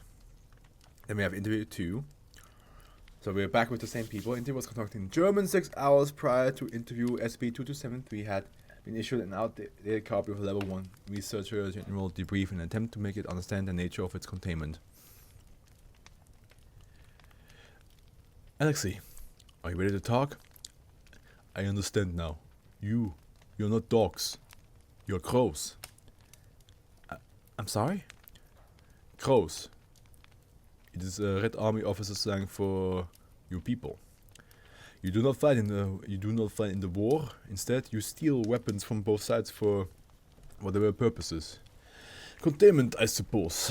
I guess this means I'm no longer in the place I came from, duh? Yes, Alexei, that's right.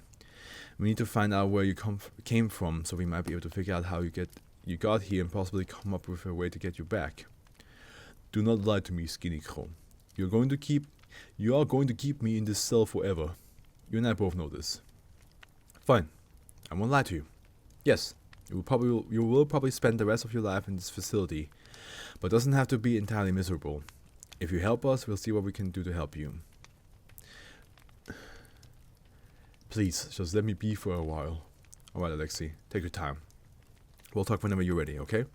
And transcript SCP-2273 began showing signs of severe stress shortly after reading the issued document. However, most signs and acts of aggression seem to have ceased. Yeah, I mean, even though he himself is an SCP and clearly, like, he can probably tell that his life was not normal, it's still wild to hear, like, oh yeah, this whole thing exists. Interview 3. Interview was conducted in German. This interview took place upon SCP-2273's request 3 days after... Okay, so 3 days were... Alexei, you said you wanted to see me? Yes, I thought about your offer. I would like to talk. I don't know beyond all the doubt that you're not working for the Americans, so I won't tell you anything that you wouldn't already know. This is fair, duh?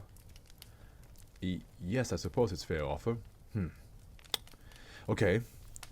You kept talking about the war. What can you tell us about that? It is the second great patriotic war, the war to end the world. Several years ago, when I was only a child, the Americans launched a nuclear attack against the motherland and her allies. We retaliated in full force. Very few people were left alive, and much of the surface was rendered unusable for farming, or even just living. That's why I'm in this armor. I couldn't survive very long on the surface without it. I wonder if he's from a different world. Cause like, I'm pretty sure the Foundation would have heard about like this giant ass war. Or maybe they did and they're just trying to see what the hell is going on. Oh, okay. What else can you tell me about your armor? It was built for us by engineers. I don't know how they do it or how they work. But this armor has saved my life more times than... My accent is going all over the place. But more times than I can count, and that's been worth the pain it has caused me. Can you elaborate on that? How has the armor caused you pain? The armor takes many years to grow. I was only a boy when my parents volunteered me for the program, and getting attached to the armor was likely the most painful thing I ever felt in my life. But it was worth it because I'm that much more of a warrior for my country.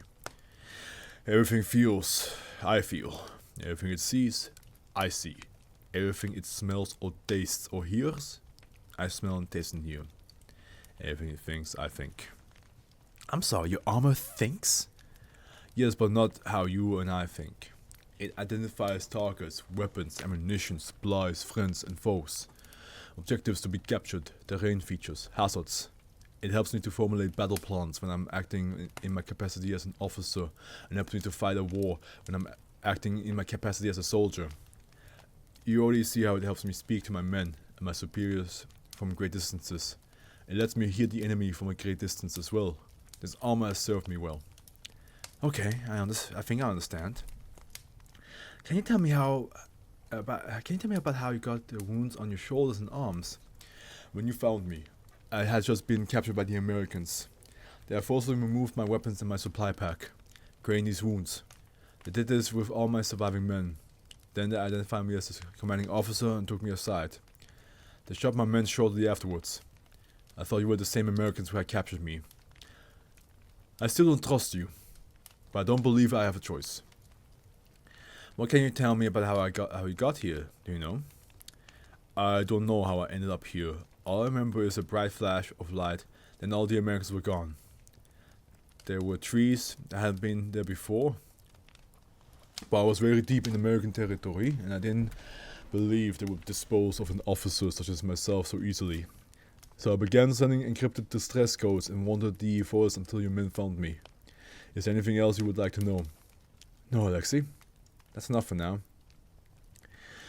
Thank you. What did you say your name was? You may call me Dr. Friedrich. I appreciate what you told me so far, Alexei. Thank you, Dr. Friedrich. And to transcript close. The notes SCP-2273 showed significantly reduced signs of stress following this interview. Further interviews are recommended. Well, we have apparently 119 that they did, but let's read the interview 4 first. This interview took place the day after, okay. Hello, Doctor. Is there more you would like to discuss? Yes, actually, there is. Thank you for asking, Alexei. Before we continue, may I make a request? Tell me what you need and I'll see what I can do for you. You wouldn't happen to have recordings of Russian composer Pyotr Ilyich Tchaikovsky, would you? I'll see what I can find. Thank you. Now, what is it you wanted to talk about? I'll be back. No, thank you. Now, what is it what you want to talk about? Yeah, that's a bit more closer. It's swapped between my Arnold impression and my Russian accent impression, so I'm sorry about the inconsistency in the voice.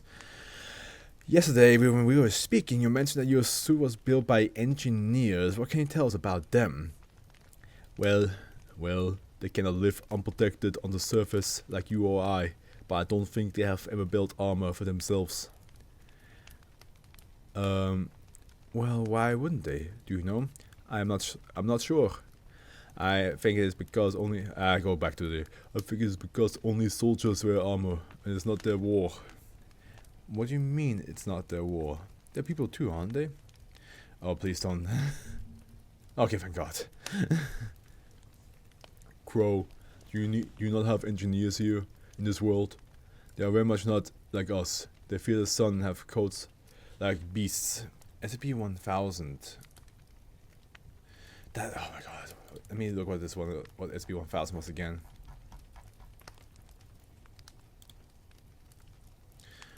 Big.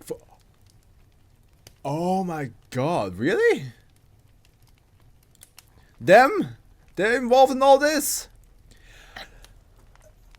But they are smarter than any man, skinny or armored, Crow, dark or Soviet patriot, any man that you ever met. They are what has made the modern war possible for both sides. I see. What else can you tell me about them? They weren't truly known to man until the years of the Great War and the Revolution. The French found them in buried cities where the Western Allies were digging the trenches. Eventually, they were made to build weapons for the war by both sides. This war led to the revolution and the end of Germany. I can see by the look in your eyes that you know something of what I'm talking about. This is good. Perhaps your world and mine aren't so different then, duh. It would seem not. Closing statement, SB2273's request for musical media has been submitted. Approval is pending. Come on, let him have it! Don't let him be a prisoner of war and just fucking keeping him tortured up and locked up. So, interview 100.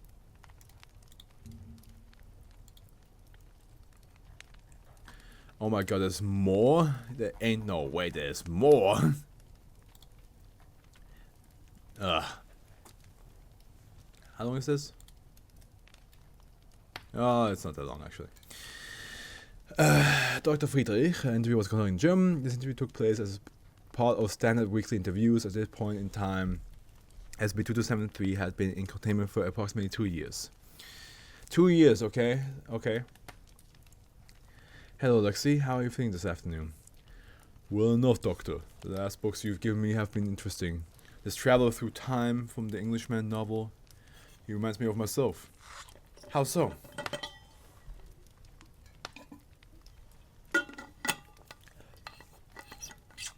He has seen many things he did not think he would ever see.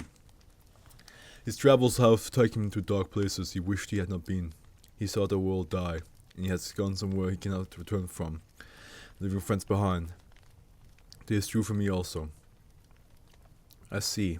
Do you want me to let you keep that one for your collection then? Yes, Doctor. Thank you. Okay, I see what I can do. Is there anything else you'd like to talk about? Yes, Dr. Friedrich, there is. I have been having trouble sleeping at night. I know you don't have technicians here, but I'm afraid my armor might be malfunctioning. If you could somehow remedy that, it would be appreciated. Malfunctioning? How? Well, it keeps dragging up old memories as I'm trying to sleep. That's one of its functions. It lets me remember details I otherwise forget in order to keep me safe while on the front. But now it's showing me scenes from the war, things I don't need anymore. Actually, forget it, Doctor. This is a problem for a technician, and you don't have any here. I'll learn to cope. Alexei, I don't think that's the armor. Are you sure you don't want to talk about this? How long has this been going on? So don't worry about it, Dr. Friedrich. It will be fine. Alexei, I'm a doctor. I'm trying to make sure people in your predicament stay healthy. If something is bothering you, you need to let me know. Now, what sort of thing are you remembering before you go to sleep? After approximately 30 seconds of hesitation, I told you where I was before you men found me, though. I see my men's faces staring up at me from the dirt, Doctor. Ask me why I didn't keep them safe. Why I was allowed to live while they had to die. I trained at Survivor's Guild. I trained alongside those men for years before they put us back on the surface since we were all young children. We were brothers, and I gave the order to surrender and got them killed. I should have died with them. I'm no better than the American dogs who shot them. I don't want to feel this way anymore. Please make it stop. At this point, SB2273 rose from its seat and approached the interviewer window. As it so, radio wide notes began being recorded by all radio receiver equipment within SB2273's containment unit and interviewing room. This static continued for the remainder of the interview. I was only trying to keep them safe, Doctor. Why couldn't I have that with them? Further statements redacted as per Hippocrates protocol. Access requires ethics committee or overseer permission. Dr. Friedrich has recommended downgrading SB2273 to an ECT C sapient anomaly, granting a limited social privileges for the sake of relieving stress. This proposal is currently under review by a representative of the ethics committee and Site 17 security staff. I would say it needs that. I mean, 2 years of behaving, I think like it deserves to like interact with people. Apparently I clicked on this already. Found it is in Clockwork Orthodox Church. PO is a former SB object, was it sensitive information regarding SB Foundation operations assets. When communication throughout the standard channels detained. Can be believing Eastern Clockwork Orthodoxy Monastery. I'm trying to think what.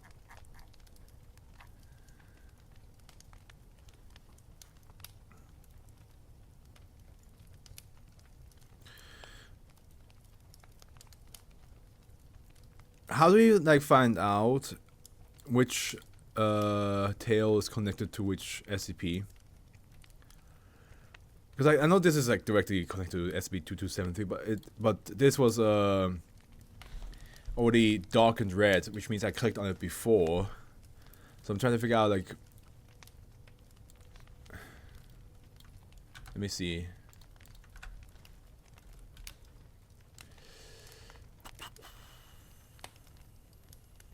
What do you all think about SB's Eden?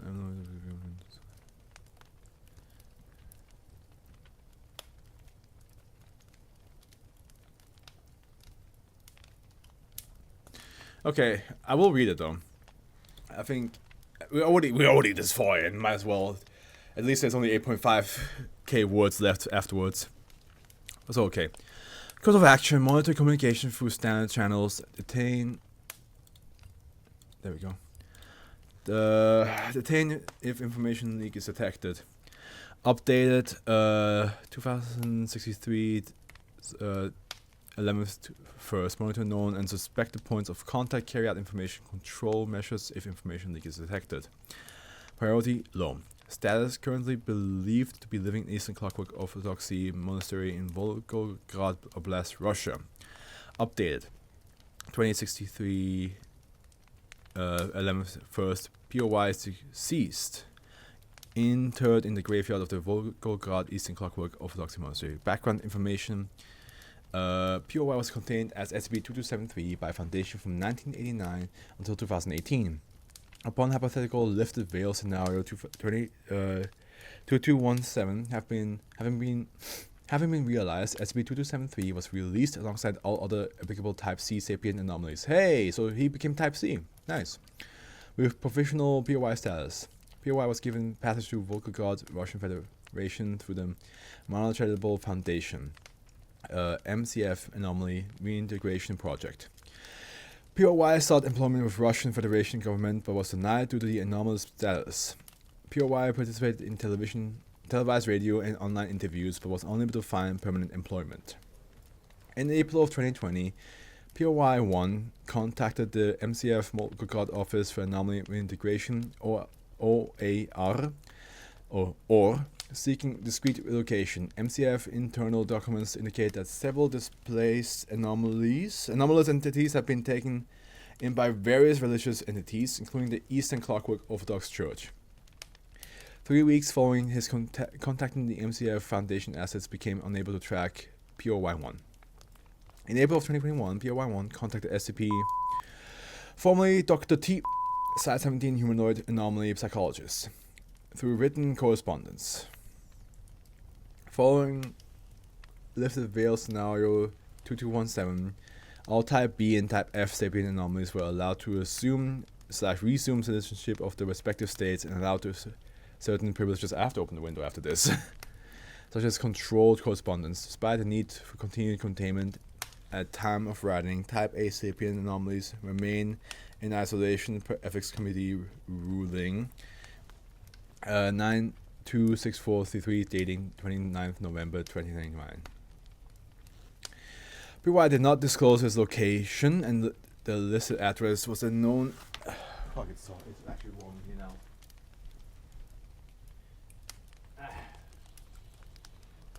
There we go. I'm also gonna have the headphones off for a little bit. I've been wearing it. Here we go. Correspondence was handwritten. SCP. We reciprocated POI-1 correspondence quickly, resulting in the regular exchange of correspondence between the two anomalies. Following SCP expiration from lymphoma-related complication on the 11th February 2034, all undelivered correspondence addressed to it was returned to centers, including POI-1. On 22nd February 2034, a phone call from the MCF Volgograd or was received by the Site 17 Office for Public Affairs. The caller identified themselves as a former SCP object but did not disclose any further information, instead repeatedly inquiring to the state of SCP, and when informed that SCP was deceased, requested contact information for next of kin. As such information is considered sensitive, this request was denied. It is believed at this time that the person responsible for this interaction was POI-1. No further information regarding POI-1's location or status was obtained until the MCF Office for Public Affairs released a public statement declaring that POI-1 had expired of natural causes 1 decade prior. MCF standard operating procedures dictate that individuals discreetly relocated by the Anomaly Reintegration Project will only have personal information made available to the public at the discretion or 10 years following departure in order to preserve such person's privacy. This public statement also published several previously unavailable documents regarding POI 1. Several selected transcribed pieces of correspondence and other related documents are attached to this document. Personality profile of POI-1 as indicated by these and similar unattached documents indicate that POI-1 was a minimal informational security risk to the Foundation. Attached document. Selected pieces of correspondence addressed to to SCP. Correspondence addressed to SCP dated 31st March 2021. Dear Doctor, I'm sorry that it's taken me so long to contact you. So wait, this is okay. To contact you, I've been busy. As far as I can tell, you're still facing your own issues. I wish this weren't the case. If you're allowed to speak about it, I'd like to know whether your case handlers are any closer to resolving the issue. If it's sensitive information, I understand. Doctor, I never had the opportunity to thank you for everything you did for me. So there's you didn't take credit for, but I know you had your hand in my downgrade to Type C status. That you are at least partially responsible for introducing me to Victoria, and I can never repay you for it. The nightmares still haven't stopped, but because of techniques you taught me, I can handle it. There is no way I can repay you for that. The last 3 years have been hard. I'm not meant for this world, Doctor. This is a world of flashing lights and happy people and air and food and capitalism and things I never imagined. Your world is stranger than the books and music and films I was allowed me to conceive of. People in Russia walking on the surface, making phone calls to friends in the United States, while military personnel from both countries cooperate to secure peace in places like Libya and Syria. It's beautiful, Doctor, and it's not meant for me. I think of the people I knew in containment often. It is strange that I miss being in a cell. I miss Penny and his damnable card tricks. I miss playing table tennis against the... what does the security call it? The space crab? It was fun to play against it. Oh, this is so... what a sweet ending.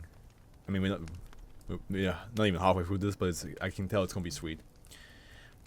And I miss Victoria. I never told you this, Doctor. The reason I was so quick to try to be friends with her is because I wanted to make up for what I did in the Toronto bunkers and elsewhere. I still feel responsible for what happened to her. She was the only one who didn't show disgust the first time she met me. And he was my best friend in this world. Is it strange that an old man's best friend was a small disabled girl? On the outside, things are strange. I was able to eke out a living through public appearances for a while. But one can only do so many interviews, repeating the same information before it becomes exhausting and before there's a loss of public interest. People on the street recognize me and either avoid me like the monster I am, or treat me like a celebrity or a hero that I'm not. It's aggravating to know that eyes are always watching you the way they are out there. This may sound cold-hearted, but I almost miss seeing Russia as a burnt and radioactive wasteland. I had to escape from the spotlight. I hope you understand that. Doctor, I can never give you back what you gave to me. I hope this letter finds you in good health. In strong spirits, please, if your handles will allow it, write back to me. I want to know how everyone still at Site 17 is doing. I understand if there must be some omissions, but unless I am mistaken, they allow you to see this letter. So please get back in touch. I do not want us to be strangers. Your patient and your friend, Alexei Belitrov. Wait, what the fuck? You're still on this one? Oh shit, I completely forgot this thing had an entire other... Yep. We finished the long one. This one's not that long. It's like a couple of stuff, but... Yeah, we're almost done. Once we finish this, I already finished like reading all the interviews. Once we finish this, probably done. The letter was translated from German. This was the first piece of correspondence delivered to SCP. Sent from POY-1. It is believed that the entities listed by POY-1 are in order... Shit, man, I'm sorry. Sorry for what? I don't see an issue. SCP-191-N, the -N, SCP-507, and SCP-163-EX.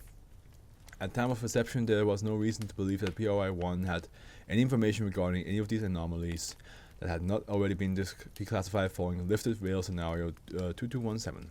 Low priority monitoring remained in effect at this time.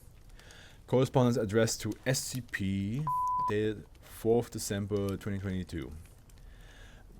Dear Doctor, it's strange, Doctor. For the first 30 years of my life, I was told that the atheism was absolute truth, that religion is propaganda used by capitalists and monarchs to keep the many in chains. In containment, I simply learned to live day to day, hoping that I might be allowed something to pass the time. But here, the people who are helping me, they dedicate themselves to their God, and their lives are without worry or pain. They treat me as one of their own and ask nothing of me. They are more understanding of my condition than anyone employed by your foundation or anyone who tried to help me on the outside. These people are not in chains, Doctor. They may be the only free people I ever known. I do not have a television of my own, but on a trip to a village a few kilometers from the monastery I saw 163 on television. It was being publicly presented during some sort of conference by an American scientist. I'm glad to see that it's healthy.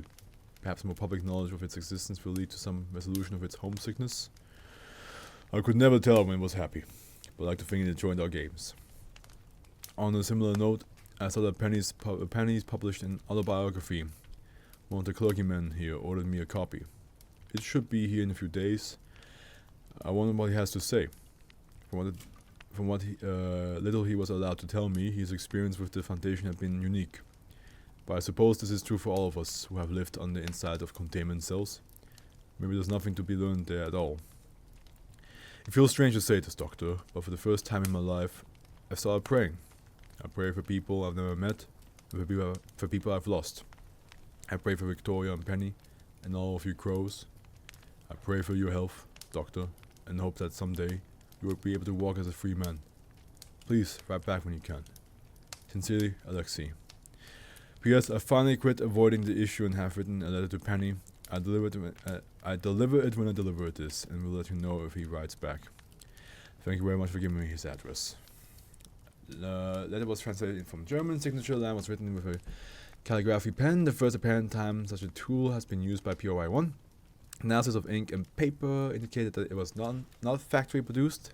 The paper had been milled using a combination of waste plant fibers and cotton. The ink has been locally manufactured with charcoal and ethanol, with results chemically similar to India ink. Later cross-referencing found that both recipes were commonly used by clockwork orthodoxy monasteries and communes. Correspondence addressed to SCP, dated 30th of April 2027. Dear Doctor, I heard about what's happened.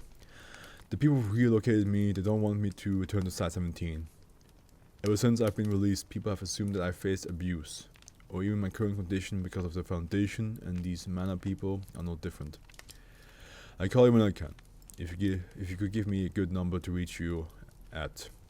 I'm so sorry to hear about this. Please do what you can to take care of yourself. Follow your physician's orders. Know that my prayers are with you. Pennies as well. Does this have anything to do with your other condition? I know the Foundation should cover your medical costs, regardless of whether it is. But perhaps your case handlers could help elevate your pain if they could work harder to eliminate whatever it is that's put you in a cell. I don't know. I pray for you every night. I don't have materials to make a card here. My place here has become more permanent, so I can't simply buy one, but I'll do whatever I can to help you. Please let me know how I can help. Remember that God is with you, comrade. Alexei Belitrov. That was translated from German. This letter was received shortly after SCP was diagnosed with stage 3 lymphoma. This was not considered as an information breach, though. SCP expressed distress that this information proliferated through social media and other methods as rapidly as it had. As a result of the content of this letter, it is believed that at some point following his last letter and before the signing of this one, PRY-1 had joined the Volgograd Eastern Clockwork Orthodox Monastery as a full member. Correspondence addressed to SCP, dated 7th January 2034. Dear Thomas, myself and my brothers and sisters here all pray for safe surgery and rapid recovery. Please, when you are able to contact me, it has been a cold winter, and good news will help to welcome the coming spring. I've lost too many friends, Thomas. I've known far too much tragedy in this life. I've seen worlds die, I've seen friends die, I've made men I thought my enemy die. I cannot stand to watch another leave this world so soon. Not after hearing about what happened to Penny, not after Victoria. God is with you. I know you believe this too. You may be unmarried, Doctor, but you're not unloved. You have to be strong for me. You have to be strong for yourself. If you ever worried that you cannot find the strength to continue, think of the garden you planted this spring. I'd like to share gardening photos with you again. Not many of my brothers and sisters here appreciate the simple beauty of a flower bed or the effort that goes into growing a patch of vegetables. It's a beauty I'd like to continue to share. Trust in the power of our Lord, Thomas, and trust the power of modern medicine. God is smiling on you. Please be strong. With love and prayers, Alexei Belitrov. It's so sweet that he's like finding more and more of like a simpler life to live by. That was translated from German on the signed date. SCP entered radiation therapy to treat its lymphoma, which had entered stage 4 and become metastasized. However, several cancerous tissues had evaded detection, and SCP condition deteriorated rapidly, resulting in its expiration on a month later, on 11th February 2034. The letter arrived on the 15th February 2034, and following analysis for informational breaches was returned to the sender address at the MCF Volgograd office. This was the last confirmed contact by POI-1 with Foundation personnel tracked anomalies prior to his death. Select the excerpts from the journal secure following public announcement of POI-1's departure. Excerpt from the journal entry dated 7th January 2035. I'm only writing together my thoughts. I don't believe I'll be keeping this journal regularly. Today is a day that our monastery celebrates the birth of our Lord. However, I feel no desire to celebrate. All of my friends in this world are dead. My brothers and sisters are partaking in some celebration outside my dormitory. All of the required ceremonies are complete, and neither they nor whatever is happening out there now will lighten my mood. Father Cogwheel and Mother Axel both spoke to me today, expressing concern. This is the first Christmas I have spent alone in this world, so I do not expect them to understand. Though they are both standardized, they do not know what it's like to sit in a containment cell, or what small comfort might be gleaned from a piece of familiar music. They are machines stuck in mechanical ways. They talk of confession and forgiveness, but they do not know what it is like to confess to war crimes, to murdering innocent children, while a man behind a glass partition nods and tells you that you can be forgiven. They do not know the joy one might feel when teaching a small child chess, or watch her eyes light up as you tell her stories. And they do not know the darkness that can enter a soul when one sees those people die. I know there is comfort in the words of God, in the schema and the words of the Holy Bible, but this comfort evades me now. I do not know if I will ever find comfort again, but I will have survived greater trauma, so I will try. Aut viam, invaniam, aut fasciam. This and all further journals entries were translated from Russian, though they were not released until 10 years following POY-1's death. They were valuable in confirming that POY-1 had direct connection to the Eastern Clockwork Orthodox Church. However, these journals were written during a 29-year gap in surveillance of the subject. Full information on the subject's activities during this time will likely never come to light, except from a journal entry dated 16th July 2039. Sermon notes, ideas. Finding strength in our mechanized salvation, promise to return. Why standardization must be sought after. The beauty of industrialization. Mechanized salvation grand design. Let me just see how... okay, almost done. Simplicity found in nature, self-constructing systems, strength of naturally occurring systems, adaptability of humankind / beauty of human ingenuity. Notes, page has been torn from the journal but later replaced. Page shows wrinkle marks. Adjacent pages contain further notes on an apparent sermon POY-1 had been assigned to write by high-ranking individuals within the monastery. It is possibly indicative of promotion of POY-1 within the monastery religious hierarchy. No evidence of the actual content of the sermon or whether it was ever delivered has been discovered. Excerpt from a journal entry dated 21st September 2053. I have lived a long life. It has been a painful life. My earliest memories are of mushroom clouds and radioactive rain in cold concrete bunkers. I spent 1/3 of my 95 years fighting a war I should never have believed in. Another 1/3 of my life within a cell. Never seeing sunlight and being tossed through novels to keep me compliant.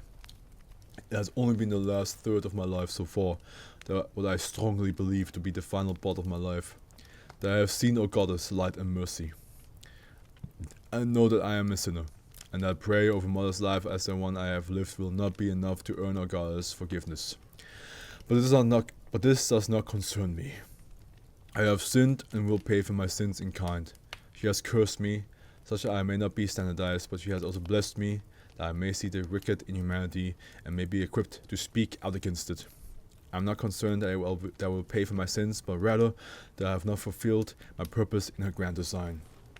We are, each of us, cogs and gears and springs and axles and all other manner of mechanism in her grand mechanism. She has been rebuilt, and she has departed our worlds with promise of her return. But she was never truly broken, as we are. Each of us are part of her, and she is part of us. Those who do not follow our faith in the footsteps of our mechanized salvation and of her Son, Jesus Christ, are not doomed to eternity as nourishment for the flesh because they are heretics, but because they seek to make violence in the world. Seek to dissemble the beauty of her grand design. Buddhist, Muslim, Hindu, Christian, Jew, and all others are equals in the eyes of our mechanized salvation. And it's not those who do not know the words, but rather those who would hurt her children who are frowned upon, and all of the humanities are her children. I do not believe that my time in this world is much longer. Brothers and sisters, when my time of judgment comes, do not mourn me. I would rather you remember those words. The Goddess is most pleased with those who seek kind, non-violent resolution to their problems, because a machine whose gears grind against each other is a machine that cannot work. Seeking truth, but also compassion. The words are only words. Seek out the truth within them. God bless you all. Father Anvil. Notes of proceeding is the final known journal entry offered by POI-1. It's believed that POI-1 had prepared the statement in lieu of a last will and testament, or in addition to one. MCF and Eastern Clockwork Orthodoxy documents indicate that POI-1 was found deceased from apparent old age. With his dormitory on the morning 13th October 2053, less than a month following authoring the excerpt. This and other documentation confirmed that POI-1 had achieved some rank within the monastery religious hierarchy, though a precise date for the adoption of the moniker Father Anvil is unknown.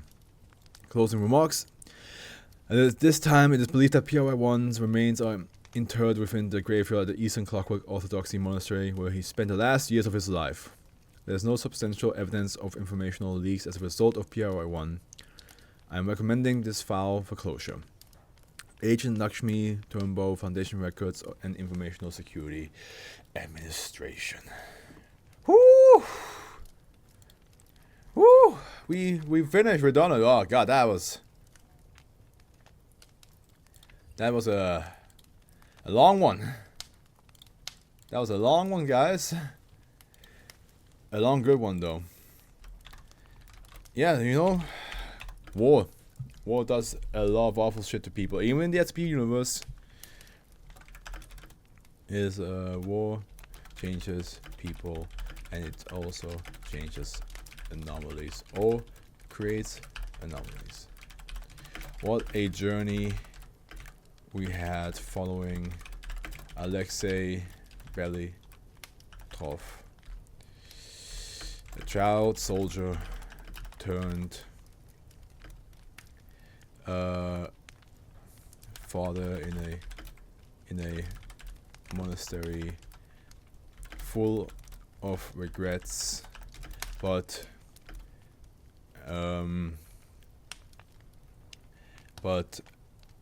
also with new found wisdom.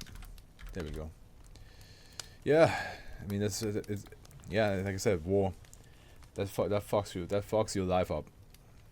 Everybody who's involved in it, except people who have who's like stay away from it and just let everybody else deal with it. This was a long ass read. Luckily, we only have 8.5k left. I have to go to the bathroom though. Be right back.